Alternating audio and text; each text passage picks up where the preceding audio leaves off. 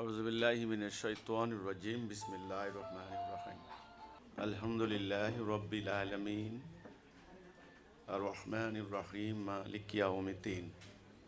সালাম জানাই মহামান্য ইমামুজ্জামানের প্রতি, যার উসিলায় আমরা হিদায়াতের সন্ধান পেয়েছি, মুক্তির সন্ধান পেয়েছি। উপস্থিত হিজবুত তাওহীদের ভাই ও বোনেরা, সবাইকে আন্তরিক সালাম, মোবারকবাদ। সালামু আলাইকুম ওয়া রাহমাতুল্লাহি ওয়া বারাকাতুহু। এখন তো শীতকালে আপনাদের এই এলাকায় বলে ধর্মসভা, ওয়াজ মাহফিল। এখন আধুনিক ওয়াজ মাহফিলের নাম হয়েছে তাফসিরুল কোরআন মাহফিল। যাই হোক, ধর্মসভা মাহফিল, ইসালে সব মাহফিল, তাফসিরুল কোরআন মাহফিল, বিভিন্ন ধরনের মাহফিল, হাজার হাজার, সারা বাংলাদেশে হাজার হাজার জায়গায় ওয়াজ হচ্ছে। ওয়াজের মৌসুম। কি ওয়াজ হচ্ছে? কোরআন হাদিসের ওয়াজ হচ্ছে। আলেমরা ওয়াজ করছেন, কেউ মুফতি, কেউ মৌলানা, কেউ মুফাসসির, কেউ শায়েখ, কেউ আল্লামা, ইত্যাদি ইত্যাদি। আমাদের সাথে ওই সমস্ত মাহফিলগুলির পার্থক্য কী, ডিফারেন্স কী? সেখানে মানুষ ওয়াজ শুনতে যায়, মানুষের একটা কনসেপ্ট, একটা ধারণা, একটা আইডিয়া মানুষ লালন করছে। তারা মুসলমান, তাদের ঈমান ঠিক আছে, তারা এখন দ্বীনের কোরআন হাদিসের কিছু বয়ান শুনবে। রাত যত গভীর হোক অসুবিধা নাই, ঠান্ডা যত বেশি পড়ুক কোনো অসুবিধা নাই, টাকা যত খরচ হোক কোনো সমস্যা নাই। আলেম ওলামাদের মুখে ইসলামের বাণী শুনব, আমাদের সব হবে, আত্মার প্রশান্তি, এই আশা নিয়েই মানুষ ওয়াজ মাহফিলগুলিতে যায়, ওয়াজ শোনে। কিন্তু এখানে আমার প্রশ্ন, এই যে লক্ষ লক্ষ জায়গায় ওয়াজ হচ্ছে, মাহফিল হচ্ছে, আলেমরা ওয়াজ করছেন, এখন তো ওয়াজের ডিজাইন, প্যাটার্ন চেঞ্জ হয়ে গিয়েছে, পরিবর্তন হয়েছে। আগে আমি দেখতাম মুসল্লিরা মোটামুটি একজন আলেম বলছেন কোরআনের কথা, যেই বলছেন শুনতেন। এখন না, এখন কে কত সুর করে কথা বলতে পারে, কার কত বিদেশি ডিগ্রি আছে, কার মাহফিলের লোক সংখ্যা কত বেশি, ইত্যাদির উপরে নির্ভর করে টাকা পয়সা উঠানামা করে, রেট উঠানামা করে। তো এখন আলেম প্রদর্শন, ডিগ্রি প্রদর্শন, জনসংখ্যা প্রদর্শন, কার মাহফিলে কত জননেতা উপস্থিত রাখা যায়, ইত্যাদি ইত্যাদি। কিন্তু আমার প্রশ্ন হচ্ছে, এ সমস্ত মাহফিল থেকে জনগণ কি শিক্ষা নিয়ে আসছেন? জনগণ কি মোমেন হওয়ার জন্য, প্রকৃত উম্মতে মুহাম্মদী হওয়ার জন্য জনগণ কি শপথ নিচ্ছেন? নিচ্ছেন না। মোমেন কিভাবে হওয়া যাবে, সেই মোমেন হওয়ার সংজ্ঞা জনগণ কি শিখছেন? শিখছেন না। ইসলামের আকীদা কি, উদ্দেশ্য কি, জানছেন না। এই দ্বীনের আগমনের উদ্দেশ্য কি, দ্বীন কি জন্য আল্লাহ নাজিল করলেন, দ্বীন কায়েমের প্রতিষ্ঠার কর্মসূচি কি, সেই কর্মসূচি সম্পর্কে জনগণ জানছে না, বুঝছে না।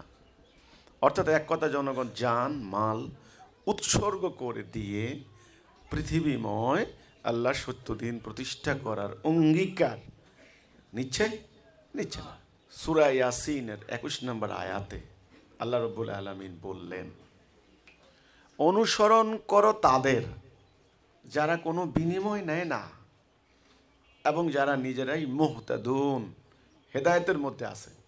যদি আল্লাহ বলতেন অনুসরণ করো তাদের যারা শুধু বিনিময় নেয় না, তাহলে অনেকেই বলতেন। আমি দেখেছি অনেক ভদ্রলোক, অনেক আত্মমর্যাদা সম্পন্ন আলেম আছেন, আত্মমর্যাদা আছে, তারা কিন্তু দ্বীনের বিনিময় নেয় না, অন্যদের সঙ্গে বাকবিতণ্ডা করেন এটা নিয়ে। আমি দেখেছি, আমি ব্যক্তি জীবনে অনেককে দেখেছি। ওনারা বলতে পারতেন তাহলে আমার অনুসরণ করেন, আমি তো বিনিময় নেই না। কিন্তু আল্লাহ সুবহানাহু ওয়া তাআলা এখানে বলেই থেমে থাকেননি। তিনি বলেন যারা হেদায়াতে আছে, মুহতাদুন, আমার কথা হচ্ছে, ওয়াজ মাহফিল করেন, যত লক্ষ লোকের সমাবেশ করেন, আপত্তি নাই। নারে তাকবীর, আল্লাহু আকবার মিছিল করেন, আপত্তি নাই। আপনাকে 10 লক্ষ টাকা দিয়ে ভাড়া করে আনুক, আমার কোনো আপত্তি নাই।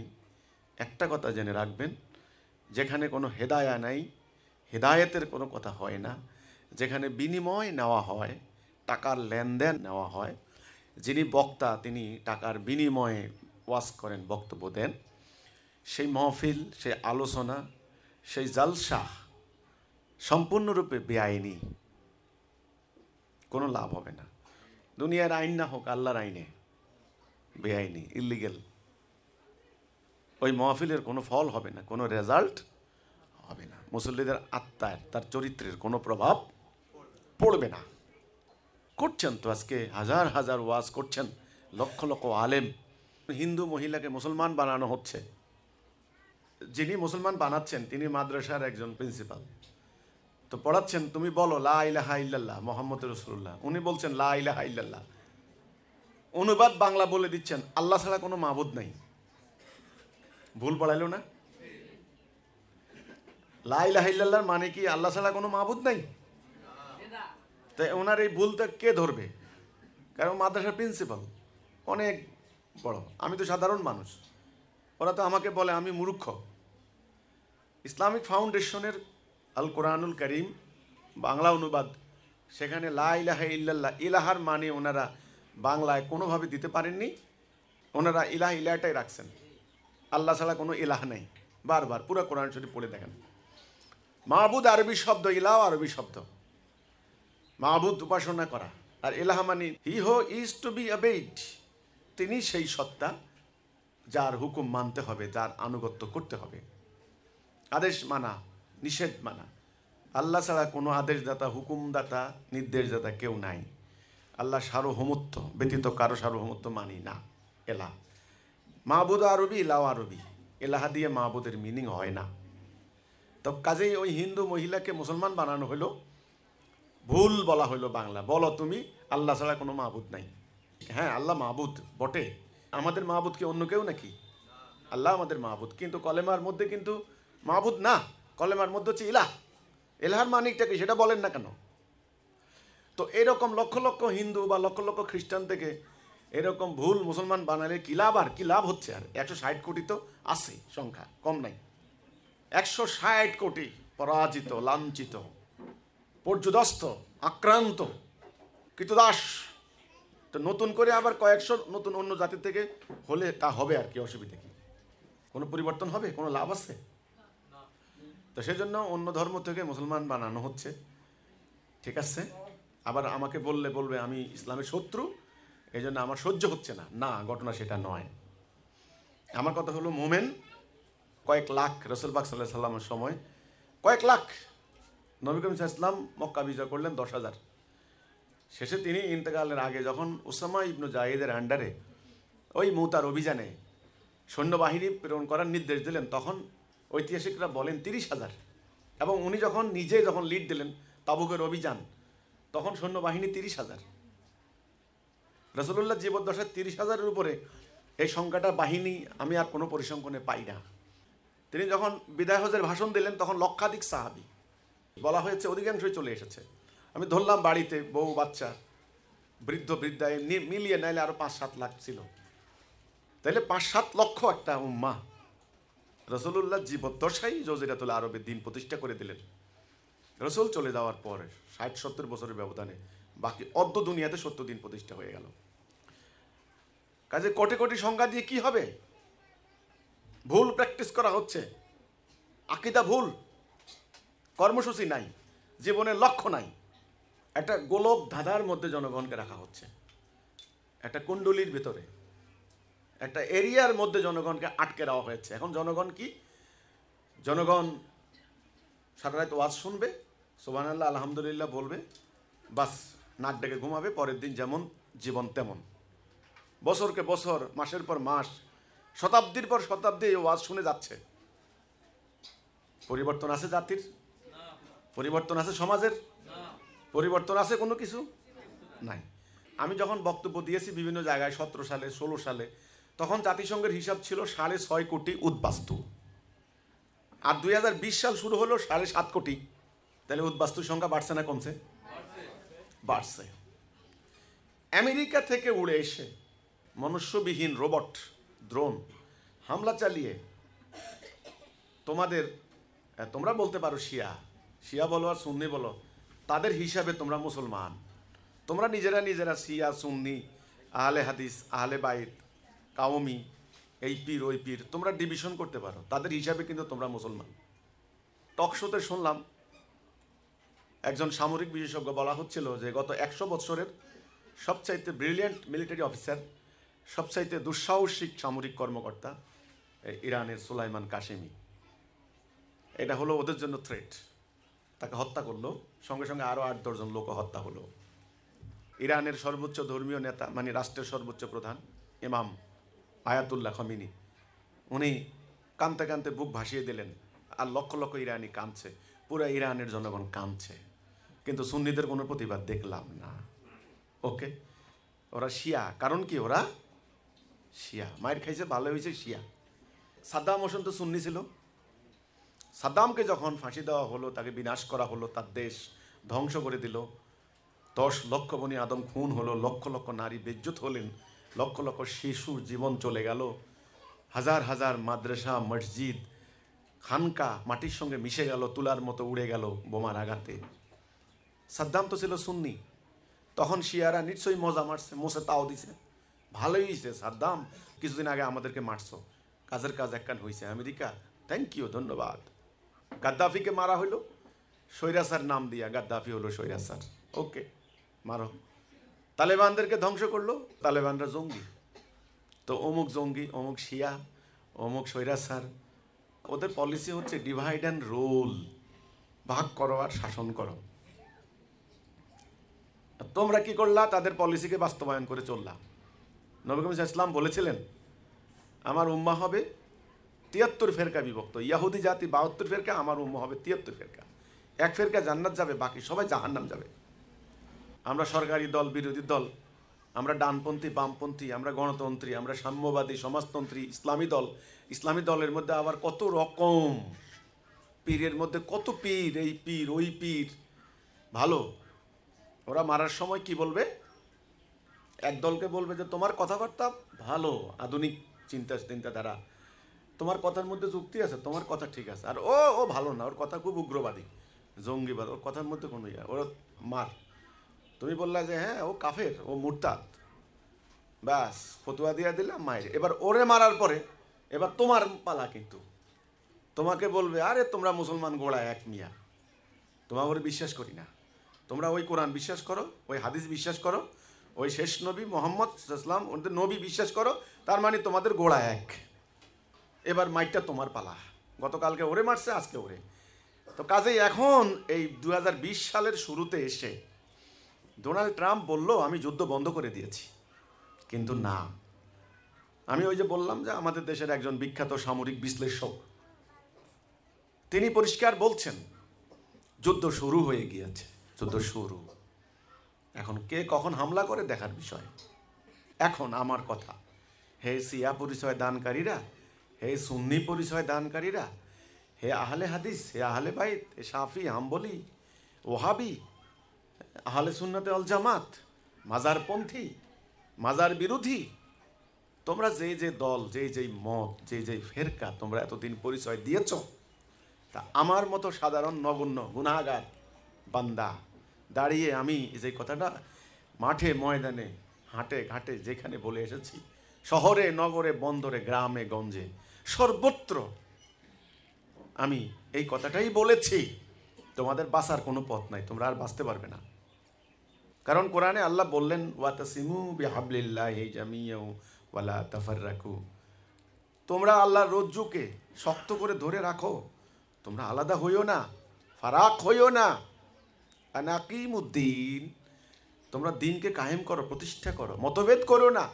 তোমাদের রসুল বলে গেলেন দুটো জিনিস রেখে গেলাম, কিতাব আল্লাহ ও সুন্নতে রসুল্লাহ, আল্লাহর কিতাব এবং আমার সুন্নাহ, তোমরা এটাকে আঁকড়ে ধরে থাকবে।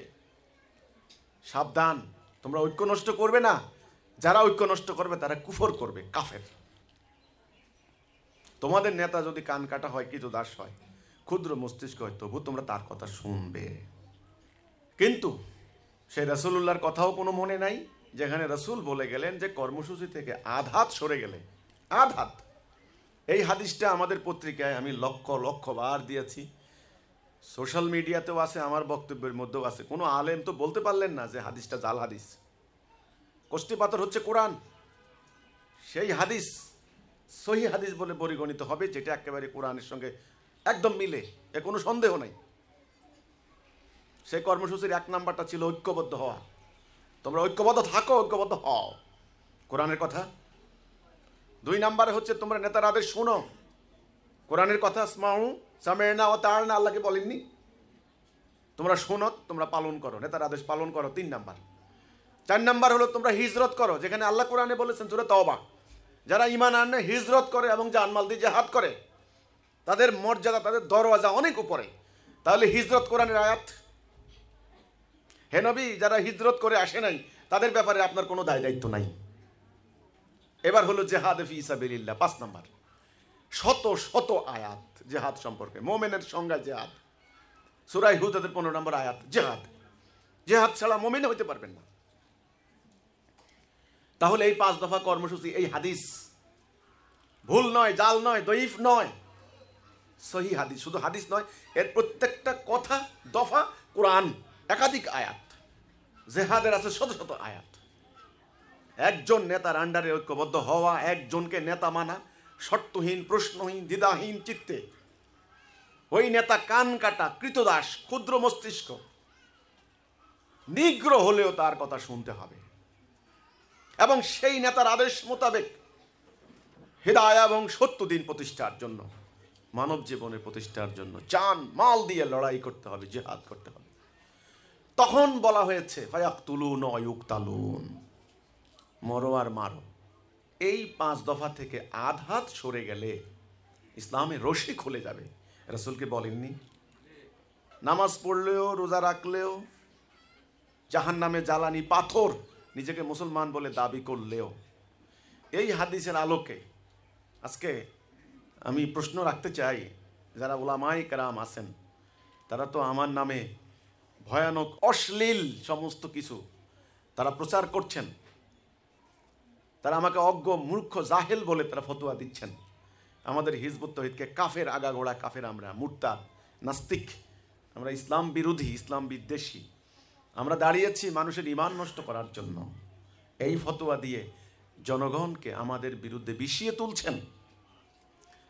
তবে তারা আমার প্রশ্নের উত্তর দিন দয়া করে। যেখানে আল্লাহ রসুল বলেছেন আধাত সরে গেলে জাহান্নামের জ্বালানি পাথর, সেখানে আপনার উম্মাহ, এই উম্মাহ, উম্মতে মুহাম্মদী নামে এই মুসলমান নামক জাতি, যারা নামাজ পড়েন, রোজা রাখেন, হজ করেন, তবলিগে ইজতেমাতে যান, লক্ষ লক্ষ মসজিদ, মাদ্রাসা, আলেম, মুফতি, মুহাদ্দিস, আল্লামা, শায়েখ, লক্ষ লক্ষ। আপনারা তাহলে জবাব দিন, এই 5 দফা কর্মসূচির মধ্যে আছে পুরো জাতি? আছে কিনা? তো যদি পুরো জাতি এই 5 দফার মধ্যে না থাকে, তো ইসলামের রশি আছে? রাসূলের ঘোষণা মোতাবেক জাহান্নামে জ্বালানি পাথর নাকি জান্নাতের নিয়ামত প্রাপ্ত, কোনটা? জাহান্নামে জ্বালানি পাথর। তবে তাহলে কি হলো এই ওয়াজ মাহফিল করে? কি হলো লক্ষ লক্ষ লোকের সমাবেশ করে, অহংকার করে, এত বড় ডিগ্রি প্রদর্শন করে, সুরেলা কণ্ঠে ওয়াজ করে, কোরআন হাদিসের বয়ান করে? রাসূল নিজেই বলেছেন ইসলাম শুধু নাম থাকবে, ইসলাম ধর্ম নাম, কিন্তু ইসলাম যে শান্তি সেটা নাই। কোরআন শুধু অক্ষর থাকবে, কারণ এই অক্ষর কেউ পাল্টাইতে পারবে না। কোরআনের কি পরিবর্তন হয়েছে? কোরআন কি কেউ পরিবর্তন করা সম্ভব? আমাদের আকীদা, আমাদের ঈমান, আমাদের কনসেপ্ট, এই কোরআনের একটা অক্ষর, একটা বাক্য, একটা বর্ণ কেউ পরিবর্তন করতে পারে নাই, পারবেও না। এটা হেফাজত আল্লাহ নিয়েছেন। তাহলে কোরআন শুধু অক্ষর থাকবে? রাসূলুল্লাহর কথা কতই না বাস্তবসম্মত। ঝকঝকে তকতকে ছাপার হরফে সুন্দর অক্ষর, দেখেন অক্ষর মুখস্থ করা হচ্ছে, তাফসীর করা হচ্ছে, ব্যাখ্যা করা হচ্ছে, সারা রাত ওয়াজ করে বান্ডালে বান্ডালে টাকা কামাই করে নেওয়া হচ্ছে, অক্ষর মুখস্থ করে হেফজ করছেন। কিন্তু এই অক্ষর, এই বাক্যের বাস্তবায়ন আছে? প্র্যাকটিস আছে? এই যেই উদ্দেশ্যে নাজিল হয়েছে সেটা কি আছে? তো এই ঘড়িটা কি জন্য বানানো হয়েছে? সময় না দিলে ঘড়িটা রাখা কোনো অর্থবহ হইল? আর হীরা জহরতের ঘড়ি হলেও কোনো লাভ নাই। তেমনি আল্লাহ সুবহানাহু ওয়া তাআলা যে উদ্দেশ্যে কোরআনকে নাজিল করেছেন সেটা যদি কোরআন দিয়ে না হয় কোনো অর্থ নাই, নিরর্থক। সেজন্যই আল্লাহ রসুল বলেছেন মসজিদগুলি হবে লোকারণ্য, সেখানে হেদায়া থাকবে না। মসজিদে মানুষ যায় কেন? নাচ গান করার জন্য? নো, সালা করা, নামাজ পড়ার জন্য। সাপ্তাহিক জুমার নামাজ, পাঞ্জেগানা নামাজ, ইশরাকের নামাজ, কত রকমের নামাজ আছে। ওই নামাজ পড়তে মানুষ মসজিদে যায়। কিন্তু মসজিদগুলি হবে লোকারণ্য, জাঁকজমকপূর্ণ, সেখানে হেদায়া থাকবে না। এটা আজকে হিজবুত তাওহীদকে আত্মা দিয়ে বুঝতে হবে। হেদায়া কি মহা গুরুত্বপূর্ণ জিনিস। হেদায়া, হেদায়া থাকবে না। আজকে যখন আমি কোনো কথা বলতে যাই আমার বিরুদ্ধে জনগণকে উস্কে দেওয়া হচ্ছে। আমি ইসলামের শত্রু, আমি ওলামাদের বিরুদ্ধে নেমেছি, আলেমদের শত্রু, সাধারণ ধর্মপ্রাণ মানুষের শ্রদ্ধা ওনাদের উপরে আছে। আমি নেমেছি মানুষ থেকে ওনাদেরকে আলাদা করার জন্য। এটা একটা সুগভীর চক্রান্ত। তো আমার রসুল বলেছেন, আমি তো বলি নাই, আসমানের নিচে নিকৃষ্ট হবে তাদের আলেম সমাজ, তারা ফিতনা সৃষ্টি করবে, সেই ফিতনা। হাদিসটা আপনারাই বলেন। আল্লাহ রাব্বুল আলামিন জাহান্নাম উদ্বোধন করবে কাকে দিয়ে? আপনারাই তো বলেন, আমি তো আর বলি নাই। এই হাদিসগুলি আপনারাই বলেন। দুনিয়া কামাই করছে, পশু যেমন ভুসি খায় ঠিক তেমনি তারা দুনিয়া কামাই করার জন্য তারা যাবে। লানত সেই আলেমের উপরে, একদম পরিষ্কার হাদিস, যারা দুনিয়া স্বার্থ হাসিল করার জন্য এলেম অর্জন করেছেন তাদের উপরে। এই সত্য কথাটা বলতে গেলে এখন আমার বিরুদ্ধে তারা উস্কানি দিচ্ছে জনগণকে। কিন্তু এখন জনগণকে বাঁচতে হলে, বাঁচাতে হলে এখন হেদায়ার অনুসন্ধান করতে হবে। হেদায়া ছাড়া আমাদের মুক্তির কোনো পথ নাই। আল্লাহ রাব্বুল আলামিন সর্বপ্রথম বাবা আদমের সঙ্গে অঙ্গীকারটা করছেন কি কি নিয়ে? নামাজ, রোজা, হজ, যাকাত, হেদায়া। ফা ইম্মা ইয়াতিয়ান্নাকুম মিন্নি হুদা ফামান তাবিআ হুদায়া ফালা খাউফুন আলাইহিম ওয়ালা হুম ইয়াহজানুন। আমি হেদায়া দেব। হেদায়া কে দিবেন? আল্লাহ দেবেন। কাকে? বনি আদমকে। বাবা মা দুইজনকে জান্নাতে থাকতে দিলেন। আল্লাহ বললেন গাছের নিকট যাবে না। তখন ওনারা ভুলে গেলেন। তখন আল্লাহ রাব্বুল আলামিনের কাছে ওনারা তওবা করলেন, রব্বানা জালামনা আনফুসানা। এই কথা মনে আছে তো না? আল্লাহ, আমার নফসের প্রতি আমি জুলুম করেছি। আল্লাহ, আমি তো জালেম হয়ে গেছি। আল্লাহ, জুলুম করছি। আল্লাহ, আমাকে ক্ষমা করে যাও, না হলে তো ধ্বংস হয়ে যাব, বিনাশ হয়ে যাব। তখন আল্লাহ বললেন, ঠিক আছে, তবে এখানে আর থাকতে পারবে না, এখান থেকে নামিয়ে যাও, ওখানে গিয়ে বংশবৃদ্ধি করো। বংশবৃদ্ধি করার জায়গা এটা নয়, দুনিয়াতে, ফিল আর্থ, এই দুনিয়াতে। ওখানে তুমি আল্লাহর খলিফা, আল্লাহর প্রতিনিধি, যাও। তখন বাবা আদম টেনশনে পড়লেন, চিন্তা পড়লেন যে ইবলিস তো আমার পিছনে লাগা আছে। সে তো আল্লাহকে চ্যালেঞ্জ দিয়েছিল। কারণ একটু আগেও আমরা কথোপকথন যেটা জানি, যখন আল্লাহ রাব্বুল আলামিন ওই যে মালায়েকদেরকে ডেকে যে আমি খলিফা বানাবো, তোমরা কি বলো? মালায়েকরা বলল যে আপনি এমন কিছু বানাবেন যারা ফাসাদ ওয়া সাফাকুদ দিমা করবে। তখন আল্লাহ বললেন, আমি জানি তোমরা জানো না। আল্লাহ রাব্বুল আলামিন তখন একটা পরীক্ষা নিলেন আদমের, বললেন এই সব কিছুর নাম বলে দাও। প্রথমে মালায়েকদেরকে বললেন। মালায়েকরা বলল যে বারে লাহি, আমাদেরকে যে জ্ঞান দিয়েছো এর বাহিরে তো আমার কোনো এলেম নাই। তখন তিনি আদমকে বললেন, আদম তুমি বলে দাও। আদম একে একে নাম বলে দিচ্ছে।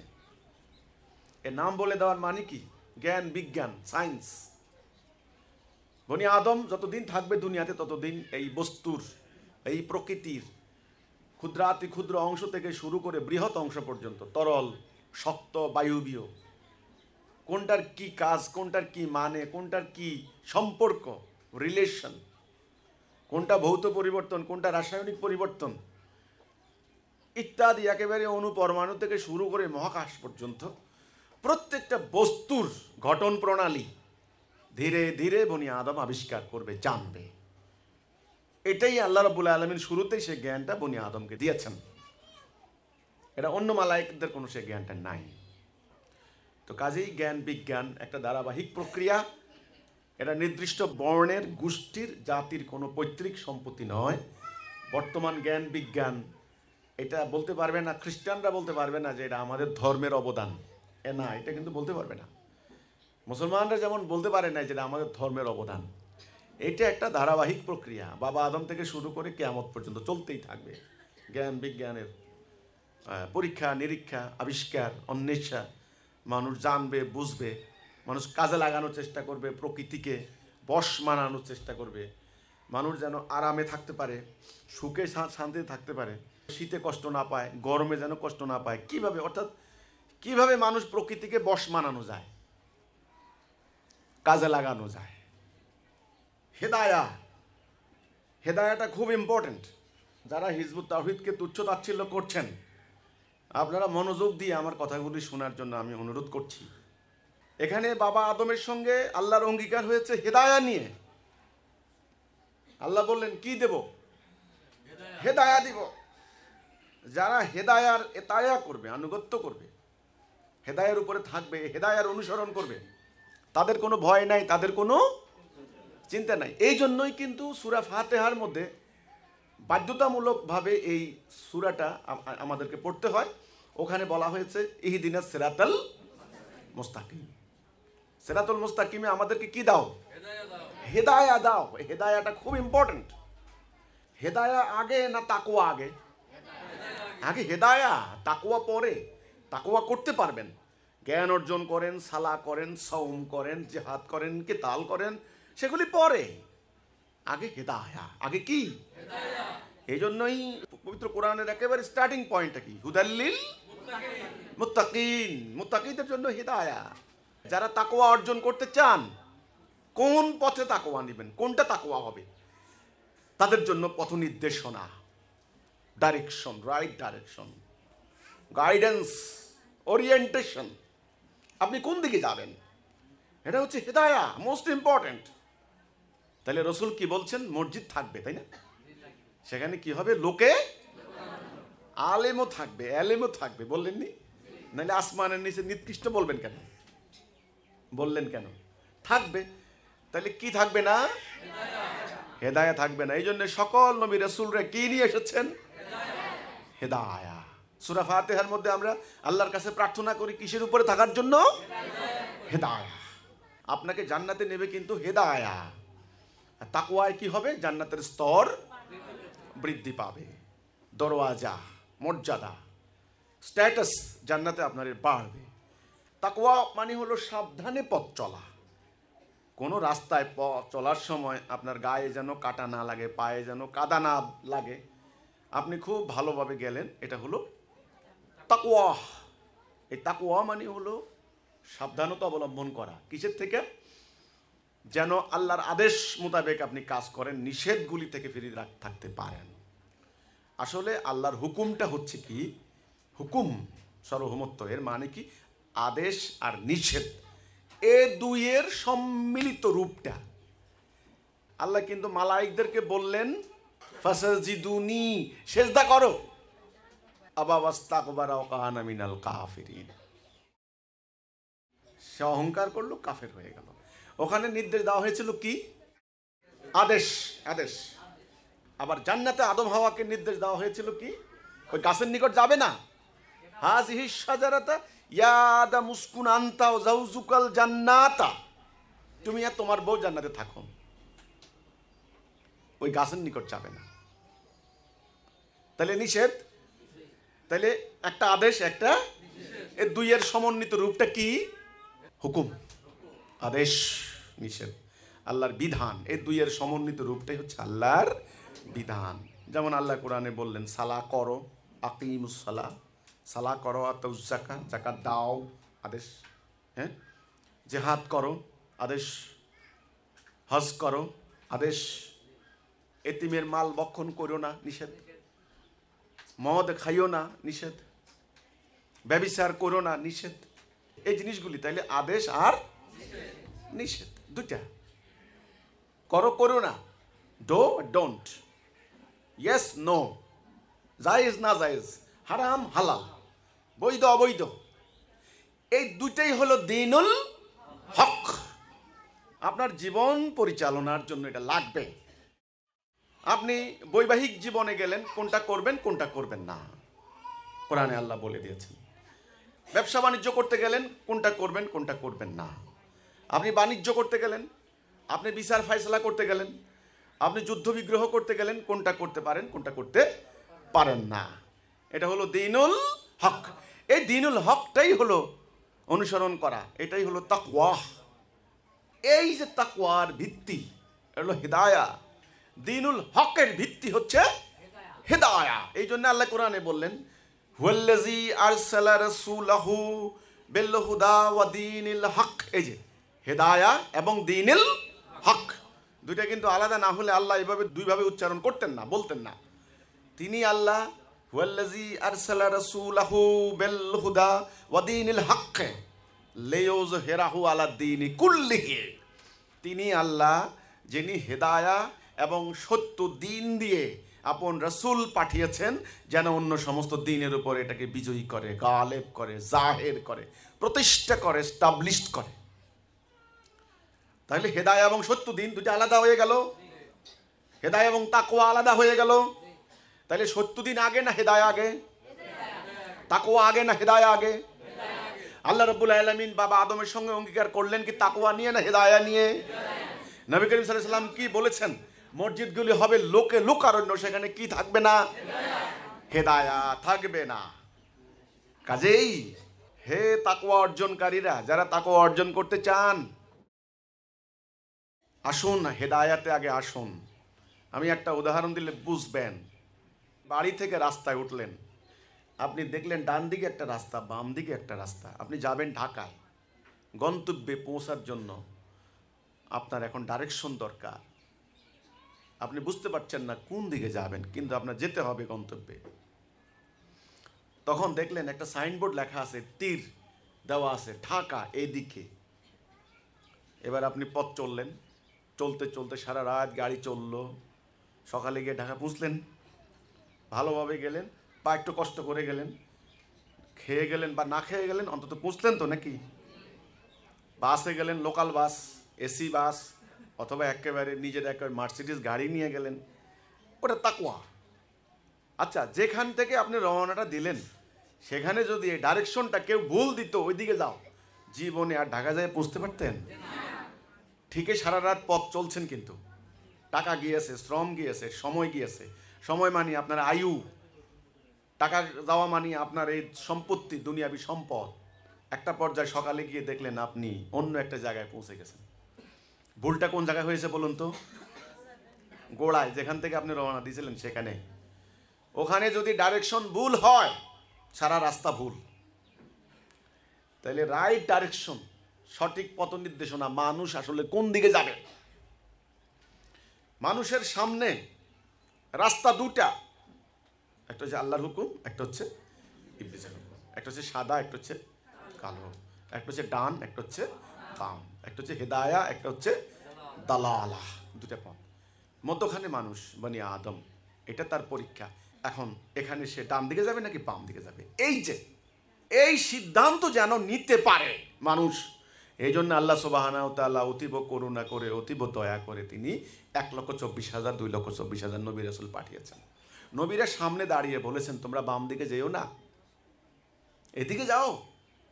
তুমি জান্নাতে যেতে চাও, তুমি দুনিয়াতে শান্তিতে থাকতে চাও, এই যে পথ, এদিকে যাও। এই যে ডাইরেকশনটা দেওয়া হলো, এটার নাম হিদায়াহ। এই ডাইরেকশনটার নামই হচ্ছে লা ইলাহা ইল্লাল্লাহ। আল্লাহর সার্বভৌমত্ব ছাড়া কারো সার্বভৌমত্ব না। এই কথার উপরে ঐক্যবদ্ধ হওয়া, এটা আগে একটা অঙ্গীকার বান্দার সঙ্গে আল্লাহর। এই জন্য নবী করিম সাল্লাল্লাহু আলাইহি ওয়াসাল্লাম বলেছেন যে মান কালা লা ইলাহা ইল্লাল্লাহ ফাদাখালাল জান্নাহ মিন কালবিহি। এটা কথা বলা আছে হাদিসে। একেবারে আত্মা থেকে যে বলবে, আল্লাহ তোমার হুকুম বিধান ছাড়া আমি আর কারো হুকুম বিধান মানি না, ওই লোকটা জান্নাতি।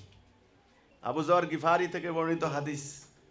আবু যর গিফারি বলছেন, ইয়া রাসূলুল্লাহ, সে যদি চুরি করে, ব্যভিচার করে, চুরি ব্যভিচার করলেও সে জান্নাত যাবে 3 বার। বলছেন আবু যহরের নাক কেটে দিলেও সে জান্নাত যাবে। ওনারাই বলেন আসমানের নিচে জমিনের উপরে পবিত্র কোরআনের পরে সবচাইতে বিশুদ্ধ হাদিস গ্রন্থ হচ্ছে সহিহ আল বুখারী। এই হাদিসটা যখন আমাদের মহামান্য ইমামুজ্জামান জনাব মোহাম্মদ বাইজিদ খান পন্নী তিনি যখন বলছিলেন, তখন আপনারা বললেন কি আমরা নাকি জেনা ব্যভিচারের লাইসেন্স দিয়ে দিয়েছি। কিন্তু হাদিসটা কি আমাদের না রসুলের? রসুল পাক সাল্লাল্লাহু আলাইহি সাল্লাম তিনি নিজেই বলেছেন, আবু যর গিফারি থেকে বর্ণিত এই হাদিস, যে ব্যভিচার চুরি করলেও সে জান্নাত যাবে, আবু যরের নাক মাটিতে ঘষে দিলেও যাবে। এর মানে কি? যেখানে আল্লাহ কোরআনে বললেন ইন্নাল্লাহা লা ইয়াগফিরু আইয়ুশরাকা বিহি, আল্লাহ শিরিক ক্ষমা করবেন না, এছাড়া অন্য সমস্ত গুনাহ যাকে ইচ্ছা আল্লাহ ক্ষমা করবেন। সবচাইতে বড় জুলম হচ্ছে শিরিক। হাদিসে কুদসি আল্লাহ বলছেন আমার বান্দাকে বলুন, বান্দা যদি আকাশের মেঘমালা পরিমাণ গুনাহ করে, পর্বতমালা পরিমাণ গুনাহ করে, তবু আমি তার গুনাহ ক্ষমা করে দেব যদি সে শিরিক মুক্ত হয়ে আমার কাছে আসে। তাহলে আল্লাহ রাব্বুল আলামিন গুনাহ ক্ষমা করে দিবেন কার? মুমিনের। শিরিক যে করবে না তার গুনাহ ক্ষমা, আর যে শিরিক করবে তার কোনো গুনাহ মাপ নাই। মান কালা লা ইলাহা ইল্লাল্লাহ ফাদাখালাল জান্নাহ। তাওহীদের এই ঘোষণা কিন্তু শিরিকের বিরুদ্ধে। শিরকের বিপরীত হচ্ছে তাওহীদ। আর শিরক হচ্ছে অংশীদার, অংশীবাদী সাব্যস্ত করা। আল্লাহর কিছু মানলাম কিছু মানলাম না, কিছু বিশ্বাস করলাম কিছু করলাম না। আর তাওহীদ মানে 100% আল্লাহর স্বীকৃতি, আল্লাহর আদেশ নিষেধ ছাড়া আমি কারোটা মানি না। তো কাজেই এটার এত গুরুত্ব কেন, তাৎপর্য কোথায়, এটা বুঝতে পারেননি। সেটা হচ্ছে এই, বনি আদম যদি সম্মিলিতভাবে এই সিদ্ধান্তটা নেয় যে সে আল্লাহর আদেশ ছাড়া অন্য কারো আদেশ নিষেধ মানবে না, তবে ইবলিসের সঙ্গে আল্লাহর যে চ্যালেঞ্জ হয়েছিল যে দুনিয়াতে ফাসাদ ওয়া সাফাকুদ্দিমা ঘটাবে, এটা আর ঘটবে না। মানব জীবনে শান্তি আসবে, সুবিচার আসবে, ন্যায় বিচার আসবে। আল্লাহ জিতে যান, ইবলিস পরাজিত হয়। এই জন্য তাওহীদের এত গুরুত্ব। আলহামদুলিল্লাহ আমরা এই হেদায়েতের সন্ধান পেয়েছি, আল্লাহর শুকর। এবার যারা হেদায়েতে এসেছেন তারা যত ইচ্ছা তাকওয়া করুন, আপনার মর্তবা বাড়বে, মর্যাদা বাড়বে। এই জন্য আমরা বুঝার জন্য, সরলভাবে বুঝার জন্য আগে বলি, আগে এক লিখবেন না শূন্য দিবেন? এক লিখেন, একের পিঠে একটা শূন্য দেন, কত হলো? আরেকটা শূন্য দেন, কত হলো? 100। আরেকটা শূন্য দেন, কত হলো? 1000। এই যে শূন্যগুলির দিচ্ছেন আর 10 গুণ করে বাড়ছে, কিসের কারণে?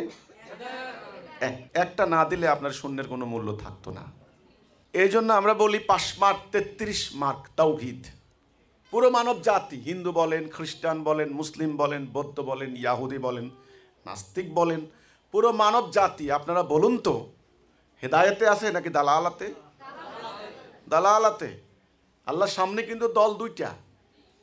সূরা তাগাবুনের 2 নম্বর আয়াত আল্লাহ বললেন আমি তোমাদেরকে সৃষ্টি করেছি, তোমাদের মধ্যে হয় কেউ মুমিন হবে নাইলে কেউ কাফের, মধ্যখানে আসলে জায়গা নাই। একটা হলো সরল পথ, আরেকটা হচ্ছে বক্র পথ, ডাইন আর বাম। আসলে মধ্যখানে অনেকটা রাস্তার আইল্যান্ডের মতো, আপনি হয় ডান দিকে নাইলে বাম দিকে আপনার থাকতে হবে, গাড়ি চলতে হবে। মধ্যখানে আইল্যান্ডে দাঁড়িয়ে থাকার কোনো সুযোগ নেই। তেমনি পরকালেও দেখবেন দুইটা গন্তব্য, জান্নাত এবং জাহান্নাম। তো দুনিয়াতে রাস্তা কয়টা হবে? দুটা, হেদায়া এবং সরল পথ, বক্র পথ। আর পরকালে গন্তব্য কয়টা? দুইটা, জান্নাত জাহান্নাম। মধ্যখানে থাকার জায়গা আছে নাকি? মানব জাতি এখন বর্তমানে যেই ধর্মের পরিচয় দিক না কেন, আমার কথা হলো হিন্দু যারা হিন্দু আছেন তারা ভগবানের প্রার্থনা করছেন, মূর্তি পূজা করছেন, তারা ভগবানের সান্নিধ্যের জন্য, তো ভগবানের সন্তুষ্টির জন্য তারা ভাবছেন, তারা গীতা পাঠ করছেন, তারা বিভিন্ন ধর্মগ্রন্থ পাঠ করছেন, তারা স্বর্গে যাবেন। খ্রিস্টান যারা আছেন তারা রবিবারে প্রার্থনা যাচ্ছেন, তারা বাইবেল পাঠ করছেন, ভাবছেন যে তারা ঈশ্বরের পুত্র, তারা স্বর্গে যাবেন, হেভেনে যাবেন। যারা মুসলমান আছেন তারা কোরআন পাঠ করছেন, মসজিদে যাচ্ছেন, সূরা কারাত মুখস্থ করছেন, নামাজ পড়ছেন, রোজা রাখছেন, হজ করছেন, ওনারা ভাবছেন ওনারা জান্নাতে চলে যাবেন, আমল করছেন। যারা ইয়াহুদি আছেন তারা সাবাত ডেতে যাচ্ছেন, তাওরাত পাঠ করছেন, তারা ভাবছেন এলির খাস বান্দা, তারা জান্নাতে যাবেন। আশা তো সবাই করছে, কিন্তু দুঃখজনক, দুর্ভাগ্যজনক, এবং অত্যন্ত বেদনাদায়ক সত্য কথা হচ্ছে এই, পুরো মানব জাতি এখন দালালাতে আছে, হেদায়েতে নাই, তাওহীদের উপরে ঐক্যবদ্ধ নাই, দালালাতে। এখন এই মানব জাতির সামনে কি ওয়াজ করে করে সারা রাত কাটিয়ে দেওয়ার টাইম আছে? পণ্ডিত বানানোর দরকার এখন? এখন এদের কি মুফতি মওলানা মুহাদ্দিস বানানোর দরকার? এখন এদের কি ধর্মশাস্ত্রে অভিজ্ঞ বানানো দরকার? এদেরকে এখন কি দরকার? হেদায়েতে আনা, এটা এখন মুখ্য কর্তব্য। এর প্রমাণ আমরা নবী করিম সাল্লাল্লাহু আলাইহি সাল্লামের সুন্নতের মধ্যে পাই। সুন্নাহ মানে কর্মনীতি, কর্মপদ্ধতি। আল্লাহ কোরআনে বলেছেন আল্লাহ সুন্নাহর কোনো পরিবর্তন নাই। আল্লাহ যে নীতিতে চলেন, যেই নীতিতে বিশ্ব ব্রহ্মাণ্ড পরিচালিত করছেন, যেই নীতিতে মানব দেহ চলে, যেই নীতিতে তিনি দ্বীনকে প্রতিষ্ঠা করেছেন, সেই নীতির কোনো পরিবর্তন নাই। রাসূলুল্লাহ সুন্নাহ কি? মানব জাতি যখন জাহিলিয়াতে নিমজ্জিত হয়ে যায়, মানব সমাজে যখন অন্যায় থাকে, ন্যায় থাকে না, দুর্বলের উপর সবলের অত্যাচার চলে, দরিদ্রের উপর ধনীর বঞ্চনা চলে, শাসিতের উপর শাসকের জুলুম চলে, নারীদের উপরে নির্যাতন চলে, শিশুদের উপরে অত্যাচার চলে, কোনো বিচার পায় না, মানব সমাজ যখন হানাহানি, দুর্নীতি, সুদ, ঘুষ, রাহাজানি, মাদক ইত্যাদি সমগ্র সমাজ যখন আচ্ছন্ন হয়ে যায়, তখন ওই সমাজের নাম জাহিলি সমাজ। কাজেই জাহিলি সমাজের মুখ্য কর্তব্য হচ্ছে সমাজের মানুষগুলিকে আগে আল্লাহর তাওহীদের উপরে ঐক্যবদ্ধ করা। সে কাজটাই এখন করছে হিজবুত তাওহীদ। হিজবুত তাওহীদ এ কথাটাই বলছে যে হে মানুষ, তোমরা আল্লাহর খলিফা, আল্লাহর প্রতিনিধি। তোমাদেরকে এই কথাটা ভুলিয়ে দিয়েছে শয়তান। তোমরা এখন ইবলিসের দাসত্ব করছো, তোমরা এখন ইবলিসের প্রতিনিধিত্ব করছো, শয়তানের দাসত্ব করছো। আসো তোমরা আল্লাহর খেলাফত করো। তোমাদের ভিতরে আল্লাহর রূহ আছে, তোমরা ভাই ভাই, তোমরা এক জাতি। তোমরা হতে পারো সাদা, হতে পারো কালো, হতে পারো টামাটে লম্বা।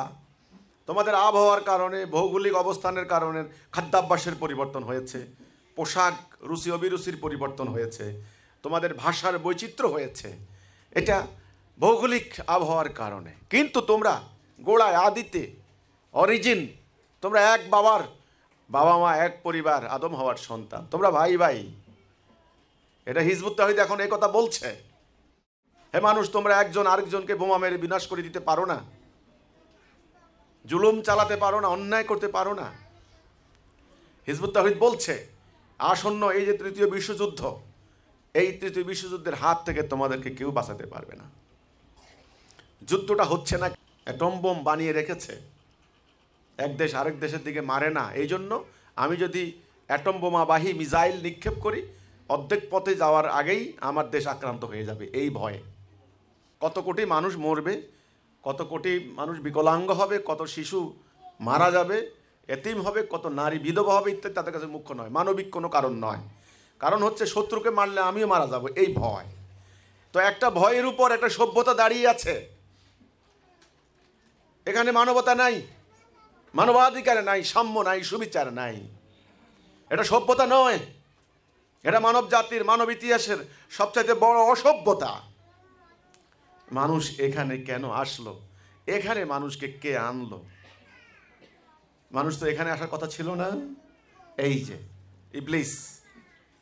এখন পুরো মানব জাতির কর্তব্য একটা, তাওহীদের উপর ঐক্যবদ্ধ হওয়া। এই ডাকটা আমরা দিচ্ছি, এটা হেদায়া। আগে হেদায়াতে আসো, তারপরে তাকওয়া করো, তারপরে জ্ঞান অর্জন করো, যত কিছু করো, অসুবিধা নাই। নবী করিম সাল্লাল্লাহু আলাইহি সাল্লাম যেই সমাজে আসলেন, সেই সমাজের কি নাম? ওইটা অন্ধকারে। অন্ধকারের যুগ কেন? জাহেল কি? অজ্ঞতা। কিসের অজ্ঞতা? অজ্ঞ মানে কি? জ্ঞানের বিপরীত, ইগনোরেন্ট, অজ্ঞ। কিসের জ্ঞান? কেন? তারা কি ভালো মন্দ বুঝতো না? তারা কি ভাত মাছ খাইতো না? হ্যাঁ, খাইতো। তাদের কাছে আসলে ন্যায় অন্যায়ের কোনো পার্থক্য ছিল না। এই ন্যায় অন্যায়ের পার্থক্য যখন মানুষের সামনে না থাকে, তখন মানুষ মৃত লাশ, মরা লাশ। মানুষ হিসেবে তার মৃত্যু হয়েছে, তার মৃত্যু হয়। নবী করিম সাল্লাল্লাহু আলাইহি সাল্লাম যেই কাজটা করেছেন, সেই কাজ আপনাদের উপরে। এই জন্যে আপনারা উম্মতে মুহাম্মদী। এখন এই উম্মতে মুহাম্মদীকে রাসূলুল্লাহর সে দায়িত্ব যারা কাঁধে তুলে নিয়েছেন তাদেরকে বুঝতে হবে নবী করিম সাল্লাল্লাহু আলাইহি ওয়াসাল্লামের সেই হাদিস, ইয়াহুদি জাতি 72 ফেরকায় বিভক্ত হয়েছিল, আমার উম্মাহ হবে 73 ফেরকায় বিভক্ত। এক ফেরকা জান্নাতে যাবে, বাকি 72 ফেরকা জাহান্নাম যাবে।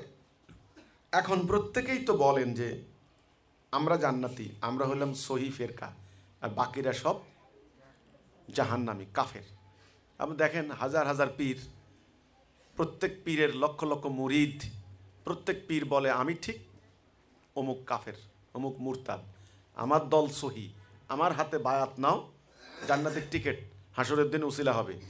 একজনে তো শুনলাম বলতেছে যে হাসরের দিন যখন যাই আল্লাহর সঙ্গে দেখতে যাইবা, আল্লাহর জায়গায় আমার মুর্শিদ বসে আছে, মানে আল্লাহর জায়গায় মুর্শিদ বসে রয়েছে। সেদিন আরেকজন দেখলাম জিকির করতে করতে বলতেছে কি এর আল্লাহ, সামনে তো বসে রয়েছে আল্লাহ। ইসলাম নয় এগুলি, এগুলি ইসলাম নয়, এটা নয়। জিকির শব্দের অর্থ হচ্ছে আল্লাহকে স্মরণ করা। সালাতের নাম দেওয়া হয়েছে জিকির, কোরআনকে আল্লাহ বলেছেন জিকির, এর কোনো পরিবর্তন করতে পারবে না, ওখানে শব্দটা আছে জিকির। এই জিকিরটা হচ্ছে আল্লাহকে স্মরণ করা। কি স্মরণ করবেন আপনি? আল্লাহ কোরআনে বলছেন ফাজকুরুনি আযকুরুকুম, তোমরা আমাকে স্মরণ করো, আমি তোমাদেরকে স্মরণ করবো। এই জিকির কি? এই জিকির কি পাড়া কাঁপিয়ে মঞ্চ কাঁপিয়ে গোল হয়ে বসে লক্ষ লক্ষ মানুষ ইল্লাল্লাহ ইল্লাল্লাহ এগুলা? নো, সাহাবা একরাম করেননি, কোনো প্রমাণ নাই। তাহলে জিকিরটা কি? জিকির হচ্ছে আপনার জীবন পরিচালনার ক্ষেত্রে এভরি ফুট স্টেপ, ওই যে আপনি শপথ নিলেন, আগে অঙ্গীকার করলেন যে লা ইলাহা ইল্লাল্লাহ, আল্লাহ আমার জীবনে আমি তোমার হুকুম ছাড়ার কারো হুকুম মানব না। আমার ব্যক্তি জীবন, আধ্যাত্মিক জীবন, পারিবারিক জীবন, সামাজিক জীবন, অর্থনৈতিক জীবন, রাজনৈতিক জীবন, বিচারিক জীবন, যুদ্ধের জীবন, কোনো জীবনে, কোনো জায়গায়, কোনো অঙ্গনে আমি আসলে তোমার হুকুম বিধান ছাড়া কারো হুকুম বিধান মানব না। এই যে একটা অঙ্গীকার করলেন, এই যে একটা শপথ নিলেন আপনি, এইবার শুরু হলো আপনার জিকিরের পালা। সেটা কি? এবার আপনি ব্যবসা করতে গেলেন, সেখানে আপনি পাল্লা তুললেন, সঙ্গে সঙ্গে আল্লাহর কথা মনে করতে হবে। ওই যে আপনি অঙ্গীকার করলেন, আল্লাহ কি বলেছেন, মাপে কম দেওয়া না সঠিক মাপ দেওয়া? এই যে আপনি এখন বিয়ে করতে বসলেন, এখানে আল্লাহর বিধান কি? সঙ্গে সঙ্গে প্রশ্ন করলেন যে আল্লাহ কিভাবে বলেছেন, সাক্ষী রাখো, মোহরানা দাও, রাজি খুশি করাও, এই যে এটা আল্লাহর হুকুম, এখানে আল্লাহকে আপনি মনে করলেন। এইভাবে আপনি ধরেন আপনার সামনে দুটি বোতল রাখা হলো, একটা হলো দুধের বোতল, একটা হচ্ছে মদের বোতল। সঙ্গে সঙ্গে আপনার হুকুম আসলো, নো, আমি আসলে মদ খেতে পারি না, আল্লাহ নিষেধ করেছেন, এটা মাদক, মাদক খেলে আমি আমার হিতাহিত জ্ঞান থাকবে না, আমার মানুষ হিসেবে আমার মৃত্যু হবে, আমি দুধ খাবো, এটা আমার জন্য পুষ্টি। কোনটা খাবেন কোনটা খাবেন না, কোনটা নেবেন কোনটা নেবেন না, কোনটা করবেন কোনটা করবেন না, এইটা আপনার বাস্তব জীবনে যে প্র্যাকটিসটা করবেন আল্লাহর হুকুমগুলি মনে রেখে রেখে, এটার নাম কি? জিকির। এখন জিকির করছে কার? একই মসজিদে নামাজ পড়তে যায়, মসজিদের ইমাম সাহেব সেখানে ইক্তেদাইতুল বিহাদ আল ইমাম একথা বলে মসজিদে দাঁড়ান। যিনি মুসল্লি তিনিও জানেন ইমাম সাহেবকে আমরা বেতন দিয়ে রাখছি, ওনার আমাদের বেতনভুক্ত কর্মচারী, বাস।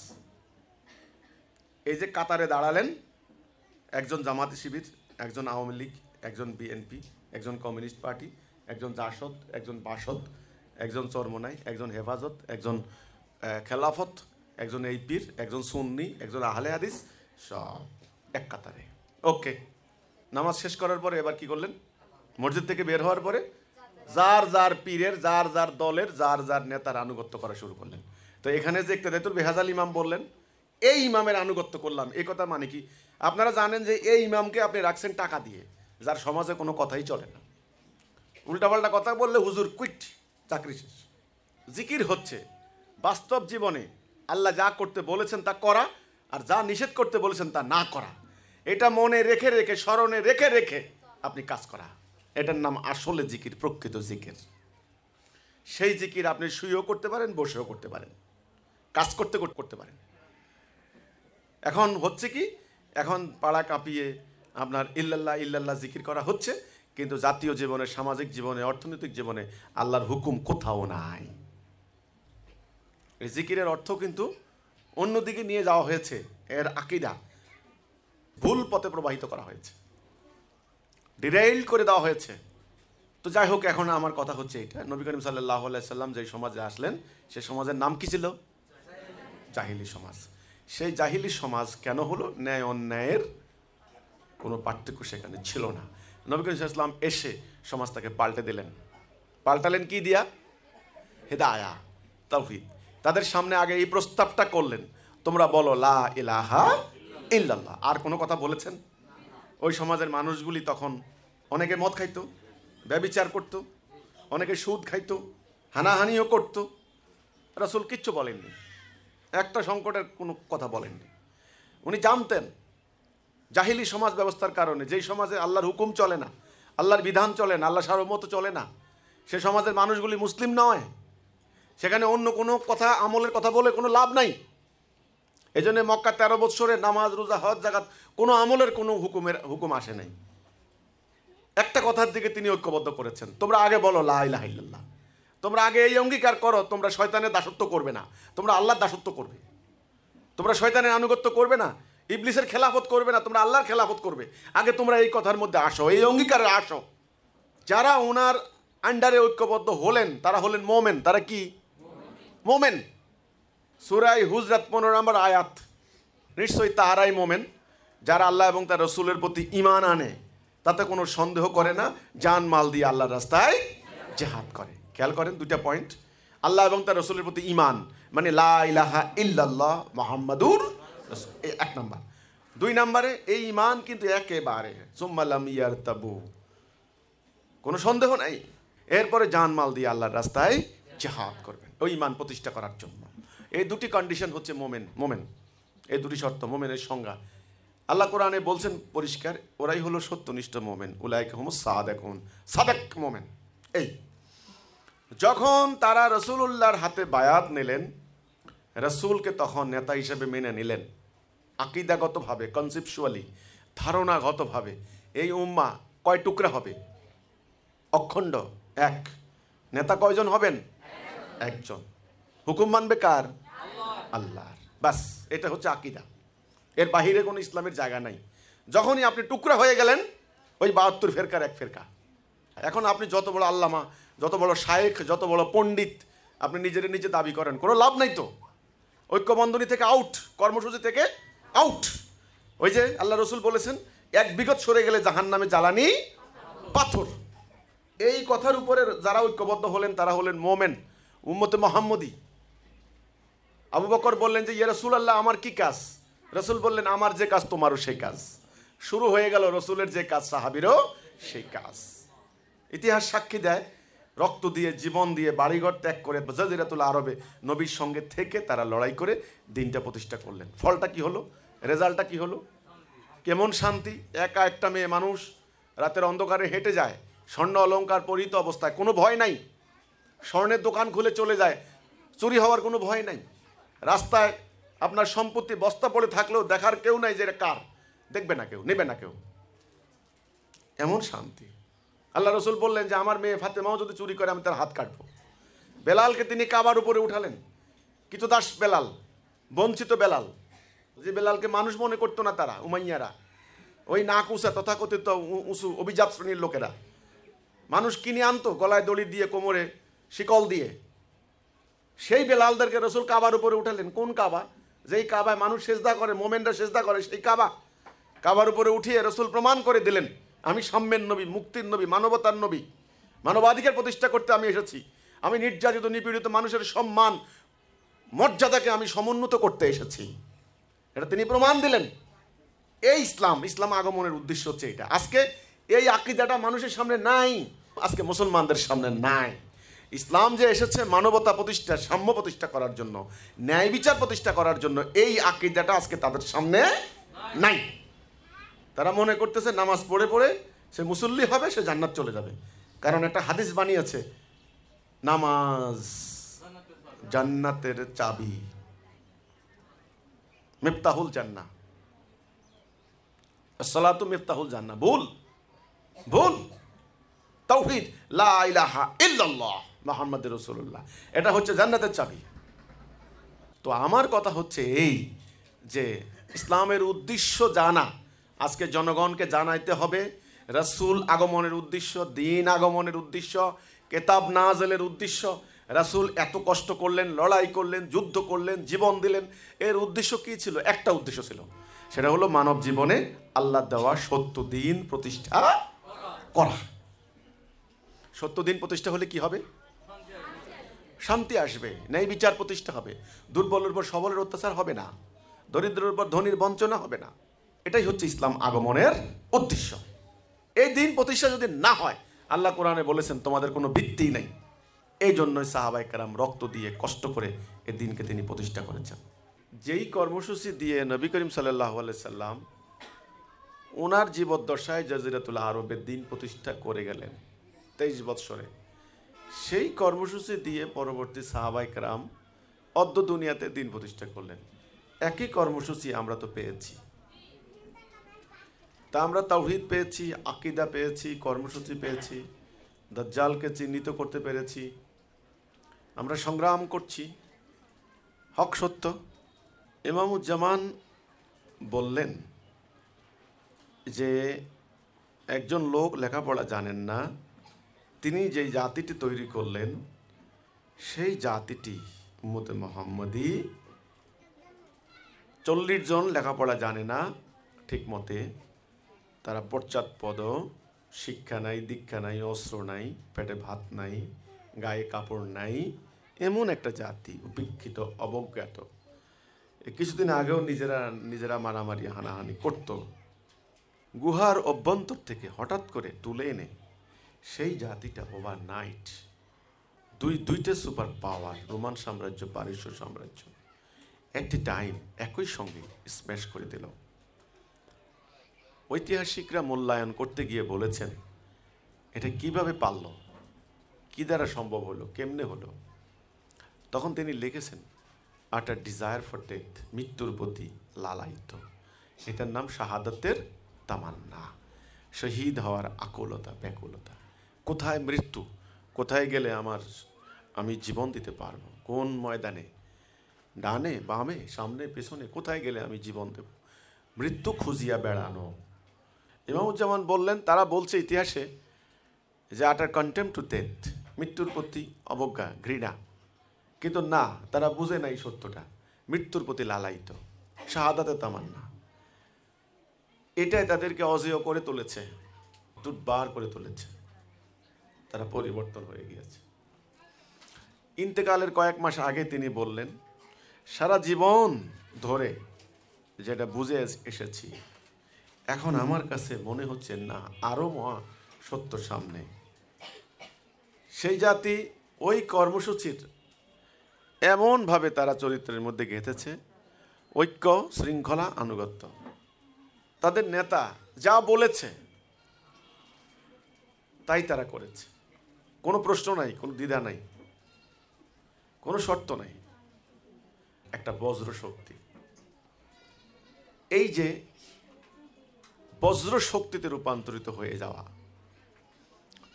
তো আমি তখন ইমামুজ্জামানকে বললাম যে ইমামুজ্জামান, তাহলে আপনি যে বললেন যে মৃত্যুর প্রতি লালায়িত, শাহাদাতে তামান্না, ইমামুজ্জামান বললেন যে এখন আমি বলছি যে না, শুধু সেটা নয়, বজ্র শক্তি। তখন আমি বললাম যে বজ্র শক্তি, ঐক্য, শৃঙ্খলা, আনুগত্য ছিল বাহিরে, আর ভেতরে ছিল শাহাদাতের তামান্না।